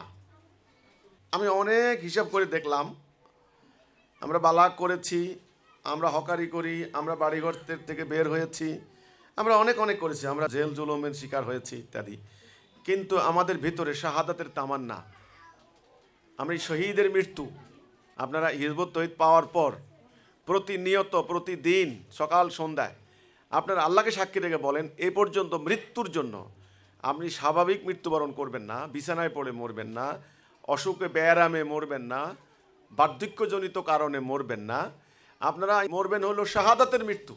এই কামনা, এই বাসনা, এই পাগলপাড়া কয়টা মানুষের ছিল এ পর্যন্ত? ছিল না, ব্যতিক্রম দু একজন, দু চারজন। 2 নম্বরে ইমাম যা বলবেন সঙ্গে সঙ্গে তা করব, আমির যা বলবে কোনো কথা নাই, কোনো প্রশ্ন নাই, কোনো দ্বিধা নেই, উত্তরে বলবেন উত্তরে, দক্ষিণে বলবেন দক্ষিণে। এই চরিত্রটা হয়েছে? হয় নাই। তো আসল জায়গায় আমরা পৌঁছতে পারি না আসলে। আপনার এই যে বাতিগুলি জ্বললো কখন, পজিটিভ নেগেটিভ যখন একটা শর্ত পূরণ করলো, আসল জায়গায় যখন পৌঁছলো, তখন বাতিগুলি জ্বলে উঠলো। আমাদের আসলে এই হকের বাতি প্রজ্বলিত হতে পারেনি, আমরা শর্ত পূরণ করতে পারিনি। আমি ঢাকায় যখন বিভিন্ন শাখার মুজাহিদরা গেছেন, আপনারাও গেছেন, সেখানে আমাকে প্রশ্ন করা হয়েছিল যে দাজ্জাল ধ্বংস করবেন ঈসা আলাইহিস সালাম এসে। ঈসা আলাইহিস সালাম আসবেন, তিনি দাজ্জাল ধ্বংস করবেন। অনেকে স্বপ্ন দেখেন আপনি ঈসা, অমুক ঈসা ইত্যাদি। তা আমি বললাম এই জাতির মধ্যে একটা কনসেপ্ট আছে যে ঈসা আলাইহিস সালাম আসবেন, উনি ফু দিবেন, নিঃশ্বাস ফেলবেন, ওনার ফুঁয়ে বা নিঃশ্বাসে সমস্ত মানুষ জ্বলে পড়ে সারকার হয়ে যাবে। আমি সেদিন এক ওয়াইজের ওয়াজ শুনলাম, হাজার হাজার মানুষ সেখানে, তিনি ওয়াজ করছেন যে ইমাম মাহাদি আলাইহিস সালাম চলে আসবেন, আর 4 বছর বাকি আছে, ফিলিস্তিনে না কোন দেশে ইমাম মাহাদি চলে এসেছেন, আত্মপ্রকাশ হয়ে যাবে। কিছুক্ষণ পরে তিনি হুঙ্কার দিচ্ছেন যে এই শতাব্দী ইসলামের শতাব্দী, মাহাদি আলাইহিস সালামের বিজয় লাভ করবে, কাফেররা তোদের আর বাঁচার কোনো পথ নাই, আমরা বিজয় লাভ করব। আমার হাসি পেল, আমি দেখলাম ওই ঘটনার সঙ্গে মিলে ইহুদিরা বসে বসে অপেক্ষা করত যে শেষ নবী তাদের জাতির মধ্যে আসবে, কারণ তাদের তাওরাতের জ্ঞান আছিল, তারা শিক্ষিত ছিল, তারা তখন ব্যবসা বাণিজ্যের টপ ছিল, সুসংগঠিত একটা গোত্র ছিল বা একটা জাতি ছিল, মানে কেতাবের অনুসারী। আর এরা কেতাব থেকে অনেক দূর, নিজেরা মারামারি হানাহানি করত, ভূত প্রেরিত বিশ্বাস করতো, মূর্তি পূজা ইত্যাদি করত। ফলে এরা নিজেদের মধ্যে সভ্যতা ছিল না। তখন ইহুদিরা বলতো আমরা দুনিয়া শাসন করব, এই যে শেষ নবী আখেরি নবী আসতেছে আমাদের গোত্রে, খেজুর গাছের উপরে উঠে ওয়েট করতো কখন আসবে। কিন্তু আল্লাহর পরিকল্পনা, ইহুদি জাতির মধ্যে রসুল আসে নাই, আজ পর্যন্ত তারা রসুলকে রসুল হিসেবে মেনে নেয় নাই। তো এরা বসে আছে, মাহাদি আলাইহিস সালাম ওদের মতো কোনো এক মাদ্রাসার প্রিন্সিপাল হবেন, বা কোনো একটা মসজিদের খতিব হবেন, বা কোনো একটা মুফতি, বা কোনো একটা বিদেশি ডিগ্রিওয়ালা কেউ একটা হবেন আর কি, ইয়া লম্বা দাড়ি থাকবে, পাগড়ি থাকবে। অথচ তারাই বলেন যে মাহাদি আলাইহিস সালাম তিনি ইলমে লাদুনির অধিকারী হবেন, আল্লাহ দেওয়া জ্ঞানের অধিকারী, তিনি প্রচলিত কোনো শিক্ষা প্রতিষ্ঠানে শিক্ষিত হবেন না, এর তারাই বলে। আমি পড়েছি তাদের অনেক বইতে। তো তারা বসে আছে, 160 কোটি কিছু করতে পারে নাই, ঐক্যবদ্ধ হয় নাই, হবে না। কে কোন মাদ্রাসার হুজুর এটা তার অহংকার, কার মহফিলে কত লক্ষ লোক আসে এটা অহংকার, কে শিয়া, কে সুন্নি, কে শাফি, কে হাম্বলি, কে আলে হাদিস, হ্যাঁ, কে মাযহাবি, কে লা মাযহাবি, এই বাস, কে মাজার পূজারি, এ নিজেরা লক্ষ লক্ষ পীর মুরিদ, নিজেরা ঐক্যবদ্ধ হবে না, জানমাল দেবে না, লড়াই করবে না, দিন প্রতিষ্ঠা করবে না। কী করবেন? মাহাদি আলাইহিস সালাম আসবেন, এসে তাদেরকে অন্য সমস্ত ইহুদি খ্রিস্টান বিনাশ করে দিয়ে দুনিয়া তাদের হাতে তুলে দিবেন, তারা ওই ভোগ বিলাস করবে, বাস। পাপখানা এমন না? তারা কিন্তু শহীদ হবে না, তারা কিন্তু মরবে না। একটা হাদিস আছে রাসূলুল্লাহর যে আমার মাহাদির প্রধান প্রতিবন্ধক হয়ে দাঁড়াবে আলেমরা, একদম পরিষ্কার। তো এখন কথা হচ্ছে ঈসা আলাইহিস সালাম প্রসঙ্গে। ঈসা আলাইহিস সালাম কি করছেন? অলৌকিক ঘটনা কি ঘটাইছেন? অন্ধকে ভালো করে দিয়েছেন, 3 দিনের মরা লেজারাস রাইজ উঠে গেছে, মরাকে জীবিত করছেন, 4টা রুটি দিয়ে 4000 লোকরে খাওয়াইছেন, কুষ্ঠরোগীকে ভালো করছেন। এই হচ্ছে ওনার অলৌকিক মুজিজা। কিন্তু ইতিহাস বলে এবং কোরআন বলে ইহুদি আলেমরা ওনাকে প্রত্যাখ্যান করে যখন ষড়যন্ত্র করলো হত্যা করা হবে, 30টা মুদ্রার বিনিময়ে ওনারই এক সাহাবী ওনাকে ধরাই দেওয়ার জন্য মুনাফিকি করলো, জুদাস। তখন আল্লাহ রাব্বুল আলামিন ঈসা আলাইহিস সালামকে তুলে নিলেন আল্লাহর কাছে। আল্লাহ বললেন আমি তোমার কাল পূর্ণ করিতেছি, তোমাকে আমার নিকট তুলিয়া লইতেছি। তারা মনে করিল ঈসাকে হত্যা করিয়াছে, কিন্তু না, হত্যাও করে নাই, তারা ধোঁকায় পতিত হয়েছে। তা আমি তো বলি আল্লাহ রাব্বুল আলামিন এই ইহুদিদের ষড়যন্ত্রের মোকাবেলায় আল্লাহ নবী ঈসাকে তিনি তুলে নিয়ে গেছেন। ওনার ওই মিশন তখন কিন্তু সফল কাম হতে পারে না, সোজা হিসাব, তুলে নিয়ে গেছেন আল্লাহ। রাসূল বলেছেন তিনি আবার আসবেন। কোরআনে ইঙ্গিত আছে ঈসা তো কিয়ামতের নিদর্শন। তো কথা হচ্ছে এই ঈসা আলাইহিস সালাম আসবেন, ভালো কথা, উনি দাজ্জাল ধ্বংস করবেন, ভালো কথা। কিন্তু তখন আমি বলেছি যে বজ্র শক্তি এমন একটি জাতি, আধুনিক এই জ্ঞান বিজ্ঞানের এই যুগে অন্ধকে ভালো করার মাহাত্ম্য কোথায়? কত লক্ষ লক্ষ অন্ধ মানুষ চিকিৎসা করতেছে ডাক্তাররা, অপারেশন করে চোখ ভালো করতেছে না? ভালো করছে। এখানে আপনার একজন লোকের চোখ ভালো করে দেওয়ার মধ্যে তেমন কোনো মাহাত্ম্য থাকবে না। কুষ্ঠরোগী এখন তেমন দেখা যায় না, উন্নত মানের ওষুধ আবিষ্কার হয়েছে, কুষ্ঠরোগী ভালো হয়ে যাচ্ছে। এখন তাহলে কি? এখন এমন একটা জাতি হবে উম্মতে মুহাম্মদী। কারণ ঈসা আলাইহিস সালাম কিন্তু উনি কিন্তু নবী হয়ে আসবেন না, কিন্তু এটা পরিষ্কার। তিনি আসবেন আখিরি নবীর উম্মত হয়ে, কাজে ওনার নবুয়তের কোনো সাইন চিহ্ন থাকবে না। তো কথা হচ্ছে এইটা যে বজ্র শক্তির জাতি এমন একটি জাতি হবে, ওই 5 দফা, যে 5 দফা রাসূলুল্লাহ রেখে দিয়েছেন, ঐক্য, শৃঙ্খলা, আনুগত্য, হিজরত, জিহাদ, এই 5 দফা। আপনি দেখবেন এটা কিন্তু একটা সামরিক শৃঙ্খলা, কিন্তু এখানে ঐক্য নষ্ট করার কোনো সুযোগ নাই, ঐক্যের বিরুদ্ধে কথা বলার কোনো সুযোগ নাই, আমিরের আনুগত্য লঙ্ঘন করার কোনো স্কোপ নাই। আপনি দিন থেকে আউট, একেবারে সোজা আপনার গলা থেকে ইসলামের রশি খুলে যাবে। এইবার আমিরকে আপনি কোন ভুল ধরবেন, কোন দোষ ধরবেন? ধরেন কান কাটা, নিগ্রো, কৃতদাস, রসুল তো বলেই দিচ্ছেন, আপনি কোন ভুল ধরবেন? আর কোনো ভুল ধরার কোনো স্কোপ নাই, আমিরের কথাই ঠিক, সে হুকুম দিবে, আপনি আনুগত্য করবেন। এই যে এর সমন্বয়ে একটা বজ্রশক্তি জাতি হবে, সেই জাতিটা আসলে তার বৈশিষ্ট্য দাঁড়িয়ে যাবে এমন, জাতীয় চরিত্র এমন হয়ে যাবে, তাদেরকে যা বলা হবে তাই তারা করবে। তখন আমি বলেছিলাম যে পৃথিবীতে একজন নেতা, একজন ইমাম একটা জাতির নেতা হবেন, আসতেছে টাইম। তিনি শুধু কোনো কিছু বলতে দেরি, হইতে দেরি নাই, হয়ে গেছে। আল্লাহ রাব্বুল আলামিন যখন কোনো কিছু ইচ্ছা করেন, কোন হয়ে যায়, তার মালায়েকরা করে ফেলে, তাই না? তো বজ্রশক্তির জাতির প্রতিটা সদস্য হবে মালায়েকের মতো, এটা আমরা আমাদের শিক্ষা, মালায়েকের মতো চরিত্র। এই যে কারেন্ট, আপনি যখন শর্ত পূরণ করে তখন কিন্তু কারেন্ট সঙ্গে সঙ্গে সুইচ দেন, সে বাতি জ্বলে ওঠে। কারেন্ট কিন্তু বলে না কে নামাজি আর কে বেনামাজি, বলে নাকি? মালায়েক হুকুম দেওয়ার সাথে সাথে আনুগত্য করে ফেলছে। এইটা হবে এবার। এখন হিজবুত তাওহীদ এমন একটা জাতি হওয়ার কথা ছিল, তাদেরকে যা বলবে তাই তারা করবে। এই তখন পৃথিবীতে একজন ইমাম হবেন, একজন নেতা হবেন, একটা জাতি হবে, সে জাতির নাম বজ্রশক্তি জাতি, যারা এই 5 দফা ধারণ করেছে। তিনি ওনার জীবদ্দশায় কোনো ব্যর্থতা বলতে কিছু নাই, উনি যা বলবেন তা হয়ে যাবে। এই যা বলবেন তা হয়ে যাবে, এটা করবে কে? ওনার অনুসারীরা। সেটাই ইমামুজ্জামান হিজবুত তাওহীদকে তিনি বলে দিয়ে গিয়েছিলেন। তখন এই দাজ্জালের মোকাবেলায় এমন একটি মাইট, এমন একটি শক্তি ছাড়া দাজ্জালকে পরাজিত করা সম্ভব নয়। এখন আপনারা তো বসে আছেন, ঈসা আলাইহিস সালাম আসবেন, ফু দিয়া সব ধ্বংস করে দিবেন, কিন্তু যে দিনটা আমরা প্রতিষ্ঠা করতে দাঁড়িয়েছি সেটা হচ্ছে রাসূলুল্লাহর উপর অর্পিত দায়িত্ব, ওনার উপর অবতীর্ণ হওয়া দিন, দ্বীনুল হক। সেই রাসূল পর্যন্ত তায়েফের ময়দানে কিভাবে নির্যাতিত হলেন, রক্ত দিলেন, সে রাসূল পর্যন্ত উহুদের প্রান্তরে ওনাকে প্রায় শহীদ করে দেওয়া হয়েছিল, ঘোষণা করে দেওয়া হয়েছিল যে মুহাম্মদ কিল্ড, নাউযুবিল্লাহি মিন যালিক, ঘোষণা করে দেওয়া হয়েছিল, কাফেররা ঘোষণা করে দিয়েছে যে আজ আমরা মুহাম্মদকে হত্যা করেছি। আঘাতে আঘাতে তিনি জর্জরিত হয়ে গিয়েছেন। তাহলে রাসূলুল্লাহ প্রতিটা মুহূর্ত প্রাকৃতিক নিয়মকে উনি অনুসরণ করতে হয়েছে, সেই কষ্ট, সেই দুর্ভোগ, না খেয়ে থাকতে হয়েছে, পেটে পাথর বাঁধতে হয়েছে।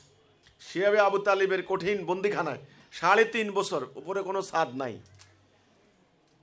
সারাদিন তপ্ত বালু, রাত ঠান্ডা, প্রচণ্ড শীত, বাচ্চারা না খেয়ে মারা গেছে। এমন একটি কঠিন সময়, ওই দুর্যোগ মুহূর্ত রসুলকে অতিক্রম করতে হয়েছে, রসুলকে সম্মিলিত অপপ্রচারের মোকাবেলা করতে হয়েছে, রসুলকে গালি, মায়ের, অপবাদের মোকাবেলা করতে হয়েছে।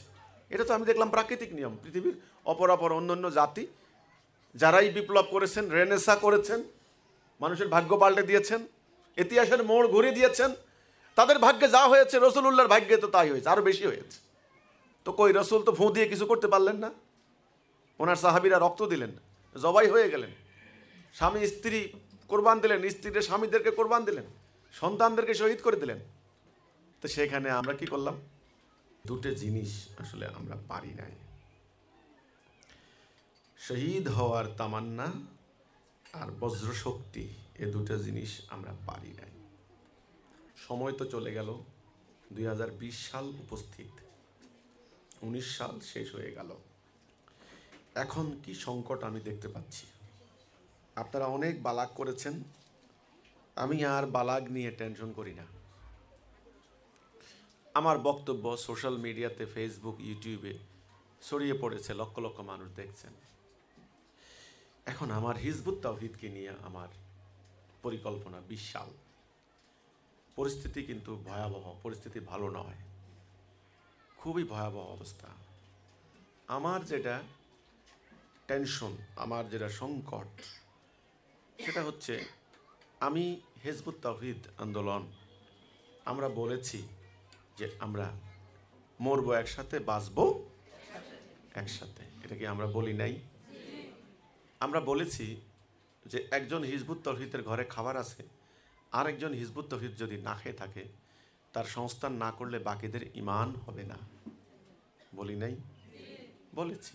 বিনা চিকিৎসায় যেন কেউ মারা না যায়, বলেছি। এটা কি আমার রাজনৈতিক বক্তব্য ছিল?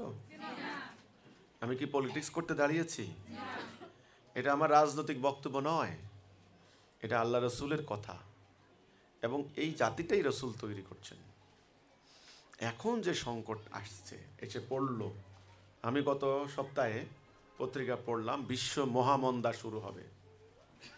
মহামন্দা, গ্রেট ডিপ্রেশন, এটা মারাত্মক মহামন্দা, অর্থনৈতিক মন্দা। এখানে প্রচুর দ্রব্যের দাম, অনেক অনেক আকাশ ছোঁয়া। আমি একটা পত্রিকা পড়লাম, বাংলাদেশের চিকিৎসার খাতে ব্যয় এত বাড়ছে, প্রতি বৎসর 1,10,00,000 মানুষ দরিদ্র হচ্ছে চিকিৎসা ব্যয় মেটাতে গিয়ে। মানুষের ব্যক্তিগত এবং সরকারি প্রতিষ্ঠানগুলিতে এতটা দুর্নীতি আক্রান্ত হয়েছে, দুর্নীতিতে সেখানে 25% খরচ হয় সরকারের, আর 75% খরচ হয় হলো ব্যক্তির। একটা লোকরে সরকারি হাসপাতালে নিয়ে ভর্তি করান, আপনার কপালে একটা ইঞ্জেকশন জুটে কিনা সন্দেহ আছে, একটা ট্যাবলেট জুটে কিনা সন্দেহ আছে। কোনো রকম ডাক্তার 3 দিন পরে একজন ডাক্তার আসবে, এসে বলবেন চোখ উল্টান, জিভা বাইর করেন, মাথা একটা চক্কর দিয়ে ঘুরানি দিয়ে বলবে কিছুই হয় না, যান চলে যান। তা আপনি বলেন ডাক্তার সাহেব একটু দেখেন না, ভালো করে টেস্টটা করান। এখানে ল্যাব নাই, এখানে মেশিন বন্ধ, এখানে এক্স রে মেশিন সমস্যা আছে, এখানে কোনো প্যাথোলজিক্যাল কোনো কিট নাই, কিচ্ছু নাই, ওই বাইরে যান। বাইরে কি সুন্দর বসিয়ে রেখেছে। 70% ডেঙ্গু রোগীর রোগে হয় নাই, দিয়ে দিছে ডেঙ্গু পজিটিভ। মানুষ পাগল হয়ে গেছে, ওষুধের দোকান খালি হয়ে গেছে। শত শত কোটি টাকা। পেঁয়াজের দাম একদিনে বাড়াই দিল, 15 দিনে পেঁয়াজের বাবদ নিয়ে গেল 3,500 কোটি টাকা। তো শুরু হয়েছে লুটপাট। তো এই লুটের মধ্যে আমি হিজবুত তাওহীদ নিয়ে বাঁচতে পারবো না, ইম্পসিবল।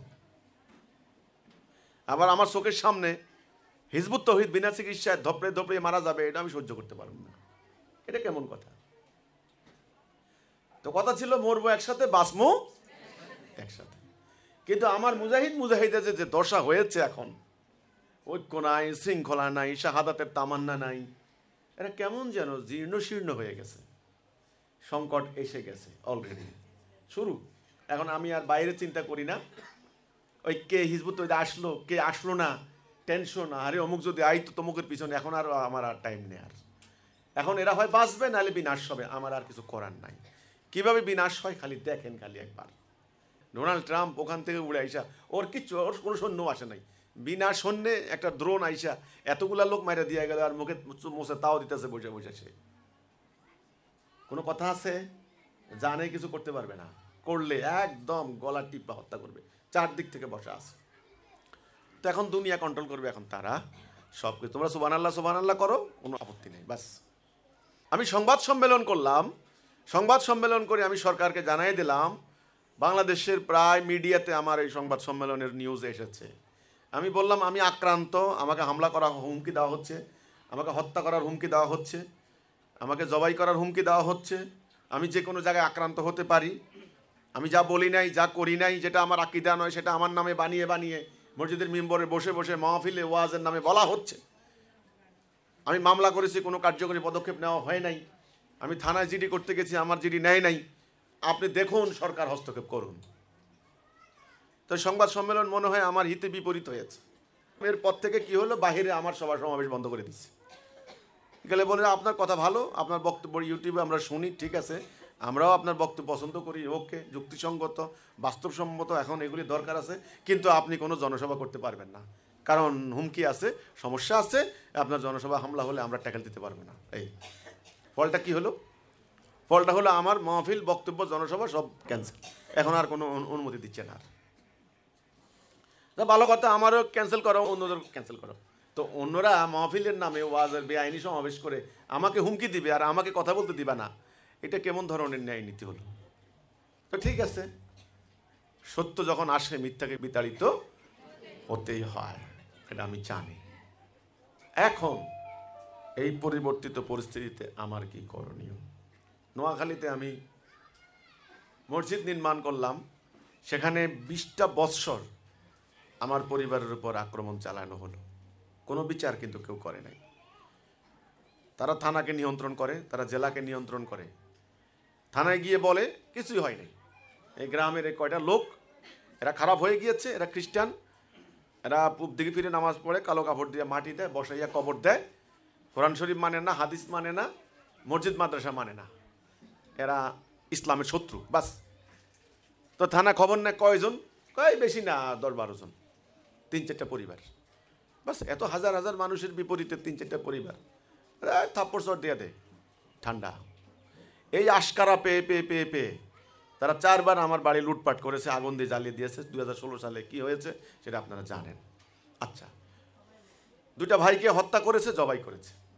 আমি ধৈর্য ধারণ করেছি, আমি ঠিক আছে, দেখা যাক, আল্লাহ তো আছেন। এখন যদি আমি তাদের মতো কাজ করতে যাই, আমাকে জঙ্গি বানিয়ে দেওয়া হবে, বলবে যে এই হিজবুত তৌহিদ খারাপ, আমরা বলছি না, মানুষ জবাই করতেছে, বাপরে বাপ, সারা দেশ তারা যে কি করবে। কিন্তু আমাকে যে জবাই করলো এর কোনো বিচার নাই, আমি কোনো অন্যায় করি নাই। আমি বলেছি কি অন্যায় করেছি বলো? কেউ আমার কাছে 10 টাকা পাও, ঋণ পাও, সেটা বলো। কারো জায়গা দখল করেছি বলো। বরং যে মসজিদটা যেখানে নির্মাণ করার জন্য ইট গাঁথা শুরু করলাম, সেই জায়গা আমরা 95 সালে নগদ টাকা দিয়ে কিনেছি। তোমরা মুসল্লি, তোমরা মুসলমান, তোমরা আবারও সেই জায়গা বিক্রি করার জন্য, সেখানে আমার আব্বার একটা ভুল হয়েছে, উনি সরল মনে তিনি রেজিস্ট্রি করেননি। তারাই বলেছে রেজিস্ট্রি দেবো, সবাই মিলে একত্রিত হয়ে দেবো, কিন্তু তাই নাই। 25 বছর পরে তোমরা এই দুর্বলতার সুযোগে তোমরা অন্যের কাছে বিক্রি করার জন্য ঘুরলা। তো আমি ভাবলাম যে আমার ভাইয়েরা রক্ত দিয়েছে এই মসজিদের জন্য, এই জায়গার জন্য, আমি আবার টাকা দিয়েছি। তোমরা বিক্রি করলা একটা জায়গা 2বার। তোমরা না হজ করে আসছো, ওই জায়গার মালিক হজ করে আসছে, মানে মালিক তো নাই, আর ওদের মেয়েরা, মেয়ের জামাইরা হজ করে আসছে হাজি, কিন্তু 2বার বিক্রি করছে আমাদের কাছে। তোমরা বললা আমরা নামাজ পড়ি না। আমি মসজিদ নির্মাণ করছিলাম, সেখানে এখন প্রমাণিত হচ্ছে, সেখানে সালাহ হচ্ছে, জুম্মা হচ্ছে, ঈদ হচ্ছে, সবই হচ্ছে। এখন আমার কথা হচ্ছে এই, সেখানে যেহেতু আমরা রক্ত দিয়েছি, আমরা প্রমাণ দেব হিজবুত তৌহিদ কি চায়, হিজবুত তৌহিদ কি বলে, হিজবুত তৌহিদের লক্ষ্য কি, উদ্দেশ্য কি। আমরা ধীরে ধীরে একটা সভ্যতার উন্মেষ, একটা বিকাশ আমরা সেখানে হবে ইনশাল্লাহ। তোমরা আমার বাড়িঘর জ্বালিয়ে দিয়েছ 4বার, 100 মণ গোলাপ ধান তোমরা লুট করেছো, জ্বালিয়ে দিয়েছ, গবাদি পশু লুট করেছো, ঘেরের মাছ তোমরা লুট করেছো, বিষ দিয়ে মেরে ফেলেছো, ফলদায়ী বৃক্ষ তোমরা কেটে নিয়েছো, নির্যাতন করেছো। আর আমি কি করেছি দেখো, আমি মৎস্য প্রকল্প করেছি, তোমাদেরকে টনে টনে মাছ উৎপাদন করছি। আমি কয়টা খাইছি, তোমরা কয়টা খাচ্ছ? সব খাচ্ছ তোমরা। আমি গরু লালন পালন করছি, তোমরা কোরবানি দিচ্ছ আমার গরু নিয়ে। আমি বিভিন্ন ধরনের দ্রব্য সামগ্রী উৎপাদন করছি, তোমরা ব্যবহার করছো। এলাকায় মাদকে একদম একেবারে সেরে গেছে মাদক। যারা মাদকাসক্ত তাদেরকে ভালো করার জন্য আমি কাউন্সিলিং করেছি, তাদেরকে বুঝিয়েছি, আল্লাহ রসুলের বাণী, আল্লাহর কেতাবের কথা শুনিয়েছি। 2-1জনকে এনে আমার খামারে আমি তাদেরকে চাকরি দিয়েছি, যেন মাদকের দিকে না যায়, তাদের বাপ মাদেরকে বুঝিয়েছি। নারী নির্যাতন বন্ধ করার জন্য আমরা ক্যাম্পেইন করেছি। তো তোমরা কি করেছো? তোমরা আমাকে মেরেছো, আমাকে হত্যা করেছো, আমার বাড়িঘর লুট করেছো, মানুষকে বুঝিয়েছো আমার ঈমান নাই, আমি তোমার ঈমান নষ্ট করতে দাঁড়িয়েছি।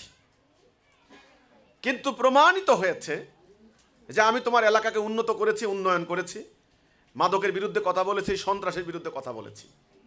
ইনশাআল্লাহ প্রমাণিত হবে তোমরা যা বলেছো তা মিথ্যা, হিজবুত তৌহিদ হক সত্য।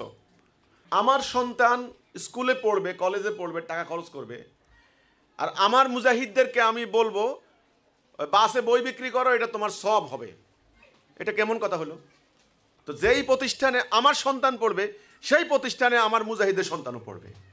আমি টাকা খরচ করে হাসপাতালে চিকিৎসা করার জন্য আমি চলে যাব ইন্ডিয়া, সিঙ্গাপুর, আর আমার মুজাহিদ বিনা চিকিৎসায় মারা যাবে, এটা কেমন কথা? আমি এমন হাসপাতাল দিতে চাচ্ছি যেই হাসপাতালে আমি চিকিৎসা করব, আমার মুজাহিদও চিকিৎসা করবে, যেই হাসপাতালে এটা বলবে না যে টেস্ট রিপোর্ট করছে ভুল। নো, আমার লক্ষ্য অনেক বড়, অনেক বিরাট, ভবিষ্যৎ জেনারেশন নিয়ে, আপনাদেরকে নিয়ে। একটা আমার চাওয়া, আমার নিয়ত, এক নম্বরে হচ্ছে আমরা সভ্যতার কথা যেটা বলে এসেছি, যে আদর্শের কথা আমরা পত্রপত্রিকায় লিখেছি, আমরা সেমিনারে বলেছি, সেই আদর্শের রূপটা কি, চেহারাটা কি, সেটা আমরা প্রকাশ করব। মসজিদ ভিত্তিক আমাদের কর্মকাণ্ড, সেখানে দ্বীনের প্রশিক্ষণ দেওয়া হবে, সেখানে কোরআনের প্রশিক্ষণ, হাদিসের প্রশিক্ষণ, সেখানে সালার প্রশিক্ষণ, সেখানে দ্বীনের একটা রূপ, একটা চেহারা। পাশাপাশি আমাদের কোনো ভাই যেন, আমরা বলেছি, কোনো বেকার থাকবে না। আল্লাহ রাব্বুল আলামিন আমাদেরকে যা দিয়েছেন আমরা এর পূর্ণ ব্যবহার করব। আমরা এই মাটিকে কাজে লাগাবো, আমরা উৎপাদন করব, আমরা অন্যের উপর ধারস্থ, অন্যের নির্ভরশীল হব না। আমি অর্থনীতির ছাত্র নই, তবুও অর্থনীতি আমাদের জীবনের সঙ্গে অঙ্গাঙ্গিভাবে জড়িত। দিন জীবনের নাম, বাস্তব সংকটের সমাধানের নাম। খালি গল্প কাহিনী বলবো, পরকালে তোমার সব দিবে, ইহকালের সমস্যার কে সমাধান করবে গো? আমি পত্রিকায় পড়লাম, সারা দুনিয়াতে জুতার প্রয়োজন হচ্ছে 22,000 কোটি জোড়া জুতা, একদিনের বাচ্চা থেকে শুরু করে 100 বছরের বৃদ্ধা পর্যন্ত 22,000 কোটি জুতার দরকার সারা দুনিয়া, নারী পুরুষ সব মিলে। এই জুতার 65% উৎপাদন করে চীন। চীন কমিউনিস্ট রাষ্ট্র, নামাজ রোজা আছে। 65%, প্রায় 12,000 কোটি জোড়া চীন উৎপাদন করে। আর আপনারা মুসলমান, আপনাদেরকে শেখাই দিছে সুবহানাল্লাহ সুবহানাল্লাহ, তুমি জান্নাত চলে যাবে। শুনেন, এক বাংলাদেশে 2 কোটি চামড়া উৎপাদন হয়, 2 কোটি। আর জুতার অন্যতম উপাদান হচ্ছে চামড়া। স্বাধীনতার 50 বছর চলে গেল, একটা চামড়া প্রক্রিয়াজাতকরণ শিল্প আপনারা দিতে পারলেন না। মাদ্রাসা তো কম হয় নাই, লাখ লাখ। এখন কথা বললে বলবেন আমি মাদ্রাসার বিরুদ্ধে দাঁড়াইছি। 12টা কান্ট্রি আমার দেশের চামড়া নিয়ে যায়, সেই চামড়ার কোনো মূল্য নেই। আপনারা কি করলেন? কয় মাস আগে চামড়ারে মাটির নিচে দিয়ে চাপা দিলেন, চামড়া নষ্ট করলেন, পচাইলেন। মোল্লা কতগুলি ব্যানার ধরে বলল চামড়ার দাম দাও, মাদ্রাসার বিরুদ্ধে ষড়যন্ত্র বন্ধ করো। বক্তব্য দিল কি, যে সরকার নাস্তিক, মাদ্রাসার বিরুদ্ধে ষড়যন্ত্র শুরু করেছে, এটা এতিমদের টাকা নষ্ট করার জন্য, যেন মাদ্রাসা বন্ধ হয়ে যায়, এই জন্য চামড়ার দাম কমাই দিচ্ছে। আরে বেটা, এটা আন্তর্জাতিক বাণিজ্যের একটা কারসাজি। চামড়া কাঁচা জিনিস, এটা প্রক্রিয়া করে কাজে লাগাইতে হয় আধুনিক যুগে। ওই প্রাচীন যুগের মতো হরিণের চামড়া একটা টেনে, বাঘের চামড়া একটা চামড়া টেনে রোদে শুকিয়ে গায়ে দিয়ে চলার টাইম না এখন। এটার অনেক প্রক্রিয়া করে, এর দূষিত অংশকে ফেলে দিয়ে কিভাবে প্রক্রিয়া করে জুতা বানাইতে হয়। একটা চামড়ার জুতা 3-4 হাজার, 5 হাজার, 10 হাজার, 12 হাজার টাকা দিয়ে পাওয়া যায় না। এটা সামান্য চামড়া বলা হয় চামড়ার বেল্ট, 2,000 টাকার নিচে পাওয়া যায় না। তাহলে নিজেদের জবাই করা গরুর চামড়া যেখানে কাজে লাগিয়ে এক জোড়া জুতা বানাইতে পারো না, তোমরা বাঁচবে না দুনিয়াতে। সামনে পেঁয়াজ বেড়ে গেছে, পুলিশের গাড়িতে হামলা করো, ট্রাক লুট করো, দোকানে হামলা করো। আর ওয়ার্ল্ডে 24% পেঁয়াজ উৎপাদন করে নেদারল্যান্ড। তোমার পেঁয়াজ হয়েছে এই এটুকু টিকটিকির আন্ডার মতো, আর তাদের পেঁয়াজ একটা এই বড় বড়, আধা কেজি একটা ওজন। তো এই টিকটিকির আন্ডার থেকে আধা কেজি পেঁয়াজ এমনি এমনি হয় নাই। জ্ঞান বিজ্ঞান প্রযুক্তি তারা ব্যবহার করেছে, তারা পরিশ্রম করেছে। আর তোমাকে তো জ্ঞান বিজ্ঞান থেকে ফিরিয়ে রেখেছে। তোমাকে শেখানো হয়েছে ইসলামে কোনো যুক্তির জায়গা নাই। ব্যাস, দুনিয়া বিজয়ের স্বপ্ন দেখো, মানুষের মুক্তির স্বপ্ন দেখো, জ্ঞান বিজ্ঞান কাজে লাগাও, এগিয়ে আসো, বাড়ির থেকে বের হও। ঘরে থাকবা, মরবা। মিয়ানমারে 10 লক্ষ মুসলমান পিটে মাইরা বের করে দিল, 2.5 লক্ষ নারী। এই যে সেদিন শুনলাম ক্যাম্পে 48,000 বাচ্চা জন্ম দিছে, সবগুলা বাচ্চা অবৈধ বাচ্চা, প্রায় ম্যাক্সিমাম। মিয়ানমারে যখন সংকট শুরু হলো, তখন সারা বাংলাদেশের আলেমরা মিছিল করলো, প্রতিবাদ করলো, বিক্ষোভ করলো, মিয়ানমারের উপর চাপ সৃষ্টি করো, আমরা মিয়ানমার যাব, নাপ নদী খুলে দাও, আমরা নাপ নদীর ডিঙ্গি একেবারেই ইয়াঙ্গুন দখল, রেঙ্গুন দখল করবো, ইত্যাদি। ওকে, যখন মিয়ানমারের মুসলমানদেরকে পিটিয়ে বাংলাদেশে ঢুকাই দেওয়া হচ্ছে, তখন তোমার দেশের চালের সংকট শুরু হয়ে গিয়েছে, ভাত নাই ঘরে। তোমার এই খাদ্যমন্ত্রী কামরুল ইসলাম সাহেব সহ প্রায় 150 কি 200 প্রতিনিধি নিয়ে উনি মিয়ানমার গেছেন চাল আনতে, তোমাদেরকে বাঁচানোর জন্য। ওই জাহাজ ভরে মিয়ানমার থেকে চাল আসবে, তো তোমরা চাল খাবা। তোমরা কিসের প্রতিবাদ করবা? তোমাদের হাজার হাজার একর অনাবাদী জমি পড়ে আছে, উৎপাদন করার কেউ নাই, সেই জ্ঞানও নাই, সেই বুদ্ধিও নাই। তোমরা পরিশ্রম করবে না, তোমরা চিন্তা করবে না, তোমরা বের হবে না, তোমরা ঘরের মধ্যে বসে থাকবে, বাস ওই 1 ডিসিম জায়গা নিয়ে মারামারি করবে। 1 বিঘা জায়গা ছিল, বাবার 3 পুত্র, 3 পুত্রের এখন নাতিপুতি হয়েছে আরো 9 জন, 9 3 12 জন। ওই 1 বিঘারে টুকরা টুকরা করতে করতে এবার কাগজের টুকরার মতো হয়েছে, জমির থেকে আইল বেশি। তো তোমরা মারা যাবে 2 দিন পরে মারামারি করে। চিকিৎসা নাই, শিক্ষা নাই। শিক্ষা কিসের? শিক্ষা এখন হয়ে গেছে বাণিজ্য। যারা কোটি কোটি টাকা খরচ করতে পারে তারা লেখাপড়া করাচ্ছে, ওদের সন্তানরা বিভিন্ন ধরনের বড় বড় পোস্ট দখল করে আছে। আর তোমার সন্তান, আমার কথার জবাব দিক আমাদের আলেমরা, দিক জবাব দিক। কোরআন পরিবর্তন হয়েছে? কোরআনের অক্ষর পরিবর্তন হয়েছে? কোরআন পরিবর্তন হয় নাই। তো কোরআন তো আরো সংখ্যা বাড়ছে, ঘরে ঘরে কোরআন, পাড়ায় পাড়ায় কোরআন, মসজিদে মসজিদে কোরআন, ঝকঝকে তকতকে ছাপানো হরফে কোরআন। তবে তাহলে এই প্রমাণ দিক তারা, যেই কোরআন, যেই আদর্শ 1400 বছর আগে একটা জাহিলি সমাজ পরিবর্তন হয়ে গেল, উপেক্ষিত অবজ্ঞাত জাতি, ঐক্যহীন জাতি ঐক্যবদ্ধ হয়ে গেল, সমৃদ্ধ হয়ে গেল, জ্ঞানে বিজ্ঞানে দুনিয়ার মাইট হয়ে গেল, শিক্ষকের জাতি হয়ে গেল। সেই কোরআন পাঠ করে সেই কোরআনের অনুসারী মুসলমান আজকে 7.5 কোটি উদ্বাস্তু। ভুলটা কোথায়? লক্ষ লক্ষ হাফেজ, লক্ষ লক্ষ তফসির মুফাসসির বের হচ্ছে। তো যেই কোরআন, যেই ইসলাম দিয়ে তখন জাতির ভাগ্য পাল্টে গেল, সেই ইসলাম দিয়ে আজকে আপনারা গোলাম। এর জবাব দিক তারা আমাকে।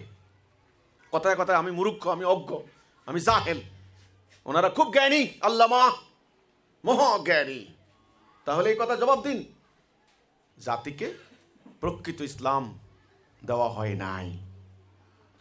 ব্যাস, ওই যে রসুল বলছেন কোরআন শুধু অক্ষর থাকবে, অক্ষর। হিজবুত তাওহীদকে নিয়ে আমি 2020 সালের এই পরিকল্পনা নিয়ে এসেছি। আমি চাই 2টি জিনিস। 1, শহীদ হওয়ার জন্য বের হইতে হবে, সোজা কথা। জীবনের মায়া থাকলে হবে না।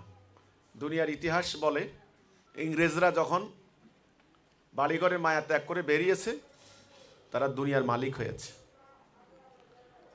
হালাকু খানরা যখন দুনিয়াতে বের হয়েছে, 33 কোটি বর্গ মাইল হালাকু খানদের আন্ডারে চলে এসেছে সারা ওয়ার্ল্ডের 33 কোটি। বাপরে বাপরে বাপরে। দুনিয়াতে যখন বেরিয়েছে, ঘোড়ার উপরে খাইতো, ঘোড়ার উপর ঘুমাইতো, লাইফ।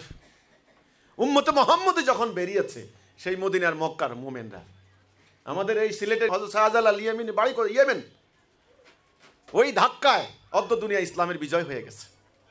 ইতিহাস। তুমি যদি ঘর থেকে বের হও, বিপদ হবে।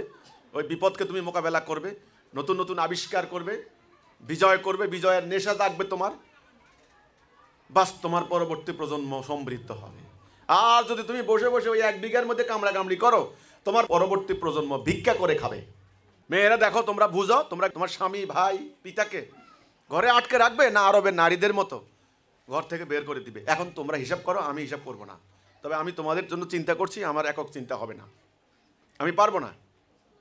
অজ্ঞতা কোন জায়গায় গিয়েছে?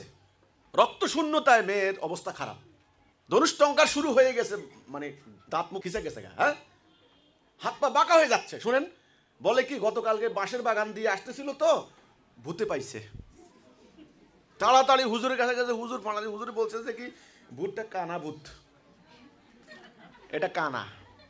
হুজুরে কইলো, আচ্ছা আশেপাশে কবরস্থান ছিল? বলছে হ্যাঁ কবরস্থান আসলো। সর্বনাশ, ওর বাড়ি ওখানে, ওই ভূতের জায়গাটা ওখানে, জিনে পাইছে। তো এই জিন যাবে না, এই দিতে হবো, তাহলে আমি দিই কিছু, তাহলে জিন যাবে। এই হচ্ছে তোমরা, এখনো সে বিশ্বাস করো। তার হাত পা বাঁকা হয়ে আসতেছে, হাত সোজা, ধনুষ্টঙ্কার, মারা যাবে কিছুক্ষণ পর। তার পুষ্টি জ্ঞান নাই, তার এই যে লাইফটা আছে, কি খাবে কি না খাবে, তার সন্তান নিল কি, নেওয়ার বয়স হয়েছে কি হয়েছে না, সন্তান জন্মের সময় কি সমস্যা, সন্তান জন্মের পরে কি সমস্যা, কোনো জ্ঞান নাই। অজ্ঞতা, মূর্খতার চূড়ান্ত। আর ওরা বসে আছে আল্লাহ আল্লাহ করে তলোয়ার নিয়ে, আসো আমার হাসপাতালে। বিবিসির রিপোর্ট, আমার কথা নয়। অধিকাংশ হাসপাতালের আয়ের উৎস হচ্ছে এই জবাই করা। 80% অপারেশন করে ইচ্ছা করে, বেদরকারে, অন্যায়ভাবে।